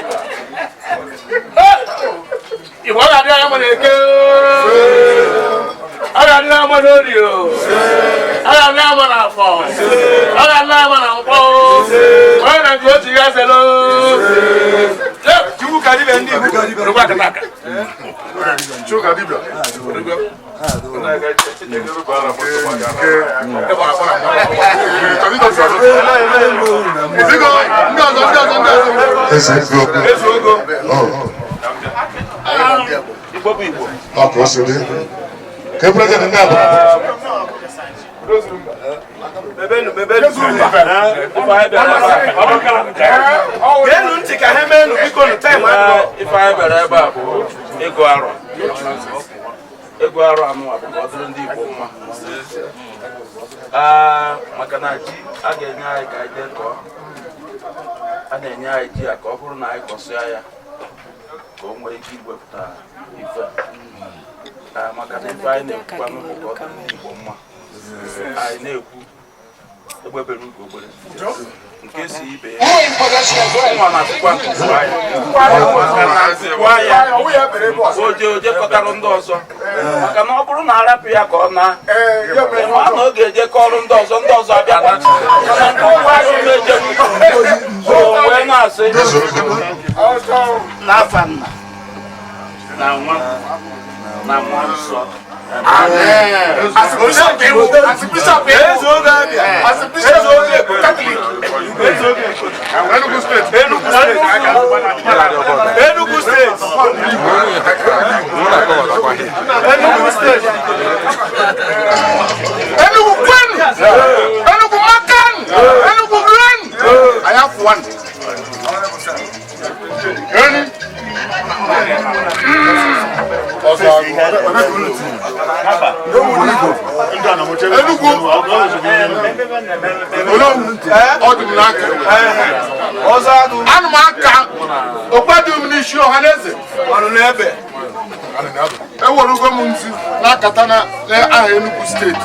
South Africa.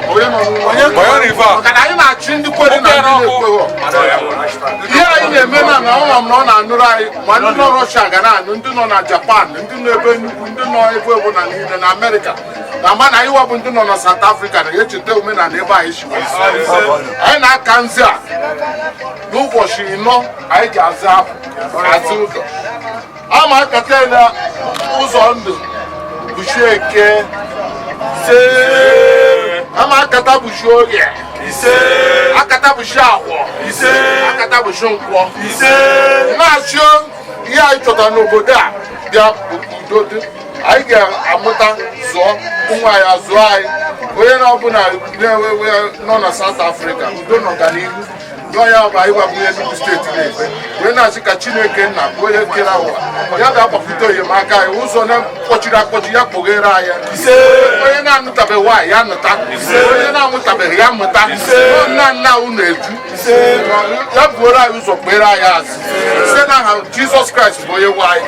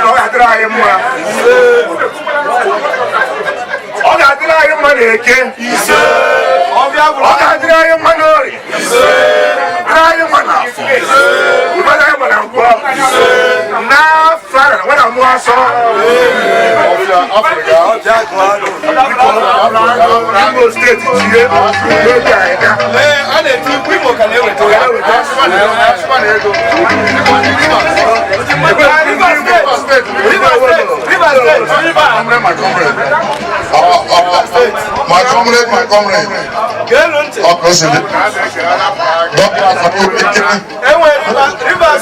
Western Cape.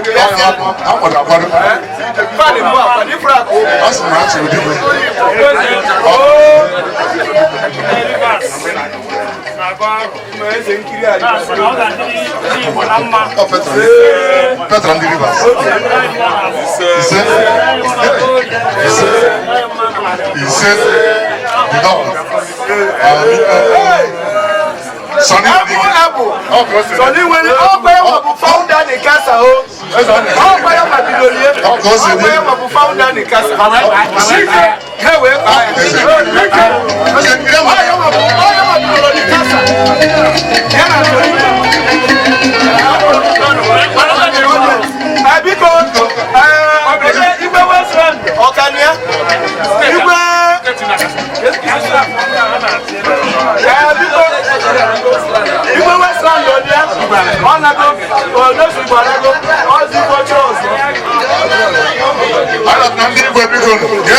Western Cape, cha-cha-cha,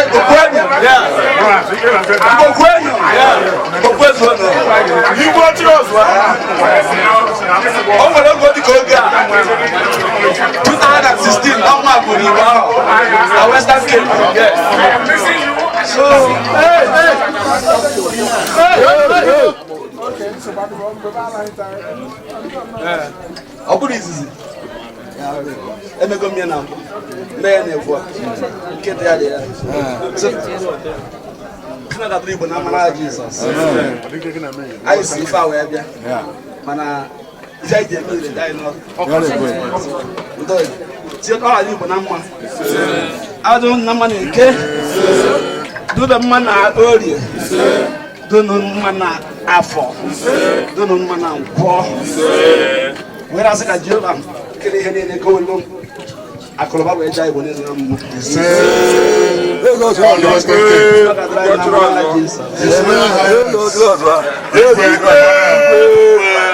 Ọlịa. Igwe adị etinye ego ndị balance iwezie.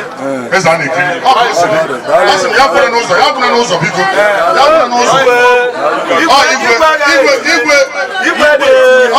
After Supremacy and Council Palace. Biko nụ. Asị onye ji ya buru iri. Nna anyị ga-ana. Onye ji ya ruru ya gwuru. Mmegbu kpọji m niile. Ofu anya afọ afọ. Asị na ọkụ adị nwata aka dị ele. Nkwuri. Mmegbu jebe taa. Audience please. Agwa ndị ọha na eze. Ngwanụ. Onye bụ akpa abịara ewepụta. Onye bụ akpa ya na-ewepụta. Ọha na eze ngwanụ. Ọha na eze ngwanụ. Ndị ọha na eze. Ọha na eze ngwanụ. Gbachiri maka. Tata kwanu. Kwanu. Rianu. Tuanu. Kangara mbo.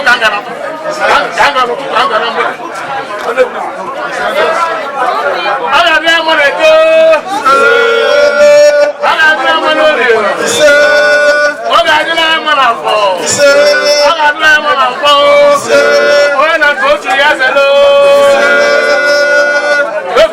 Awa haneze ngadiga. Oya na emi o.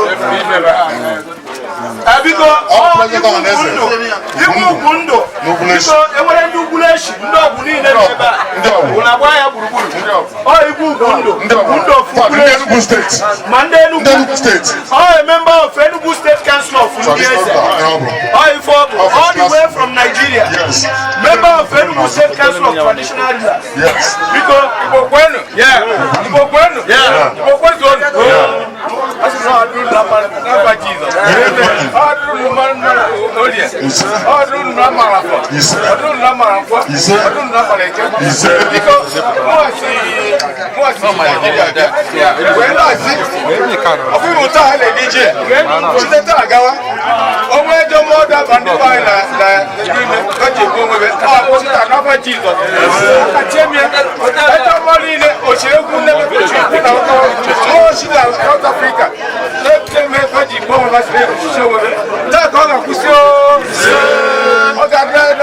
Jesus.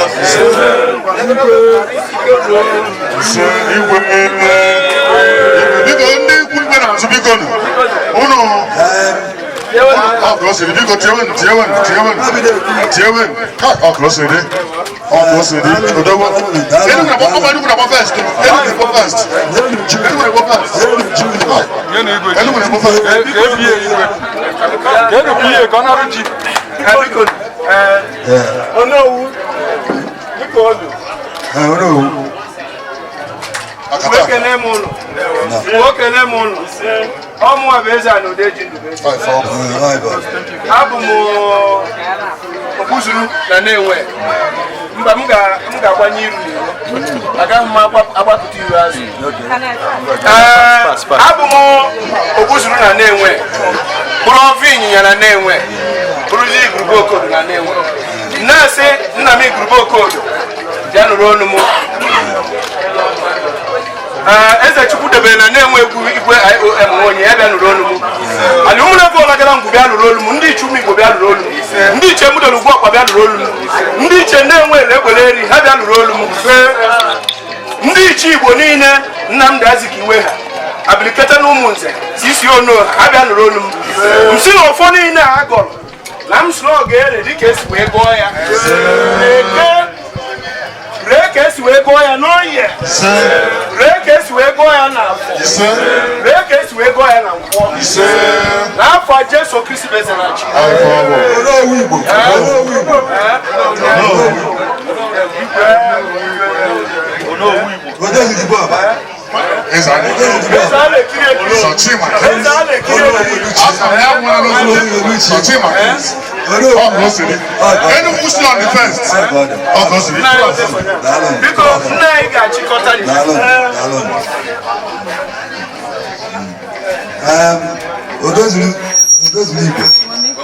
Odozuru ndị ọba olu onye oluchie Igbo kwenu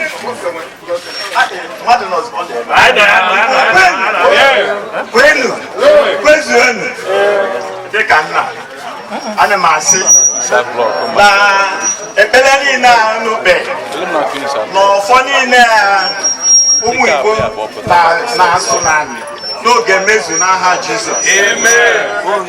Ọ ga-adịrị ndị Igbo mma dịka nna na onye nna ya na-eduga ozi na-eji ọkpa gbawa akụ makpọ ife ụdị ozi igede ya ọ na-eji ọkpa gbawa akụ wee na-asị na nkata ji ka m na-ebunye unu n'ofu n'ofu dịka mpaghara ala Igbo si wee dị wee na-asị na ofu nkata ji ka m bunyere mana oge ya egbu ji n'ihi ebu nkata 10 n'aha Jizọs. Ọ ga-adịrị ndị Igbo mma n'Eke, dịrịfa mma n'Orie, dịrịfa mma n'Afọ, dịrịfa mma na Nkwọ, afịa na-anọ ụzọ na-anọ, etu a ka ọ dị. Ubi unu ya erube ji karịa, ibelegwu unu ya ama nnukwu azụ, ọnya unu ya ama nnukwu anụ, ife a ga na-ekwu kweta na ọ ga-emezu n'aha Jizọs Kraịst onye nwe anyị. Biko quickly ka anyị kpọọ Chief Etebet Anyanwụ, by the grace of God, the Eze-elect of Northwest. Kọbaka Flower Biko. Igwe gidigbam gidigbam. Igwe na protest room, how we should aim something na protest room. Na what no change. I am na kwado na 14th. Karundi Igbo Nzu. Thank you very much. Igbo person. Odowa brother name. Igwe so ihe a na-eme. Igwe elect o so ife a na-eme. O do elu. Ọ ga-adịra ndị na-ama n'aha Jizọs. Anyị ga-agbata akwụghị akụ ije aka ga-eri anyị. Mkpa anyị ji bịa ka anyị ga-eji ala. Ọ ga-adịra mma na Eke. Dịra mma na Orie. Dịra mma na Afọ. Dịra mma na Nkwọ. Nkachi. Eze-elect. Eze-elect. Biko ọkọ sịrị Chief Etebet Anyanwụ. Ọ ka na-apụtakwa. Eze-elect ka anyị lụọ badikọrọ na Listen, support. Yes. He's been expanding Christian. He wants to put his voice and the voice of God into the occasion. Okay. Uraja. Your Excellency. All members of the Council come here today. I've come here today. Whatever you are doing this week, I want to support it in the spirit of Christ. Amen. I know that whatever the Lord has allowed you to do is supported in the name of Jesus. Amen. This little contribution, I want to maybe lay it to assist in whatever you have done. Amen. Thank you. Amen. Round of applause.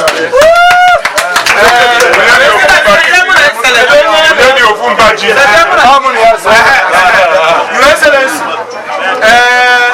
as you have already prayed for bountiful harvest, this year we are going to plant it in October.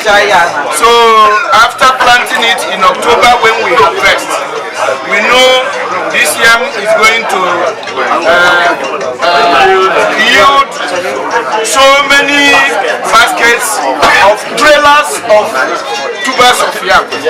Yes, whatever you lay your hand, it shall continue to prosper. I must also say you have served us well, and after this tenure, God is going to give you a special appointment. That appointment, even your enemies, their eyes will be closed, and the appointment will be made. Appointment that will grant you more opportunity, because you are people-oriented person, to continue to serve humanity. This we pray in Jesus' name. Amen.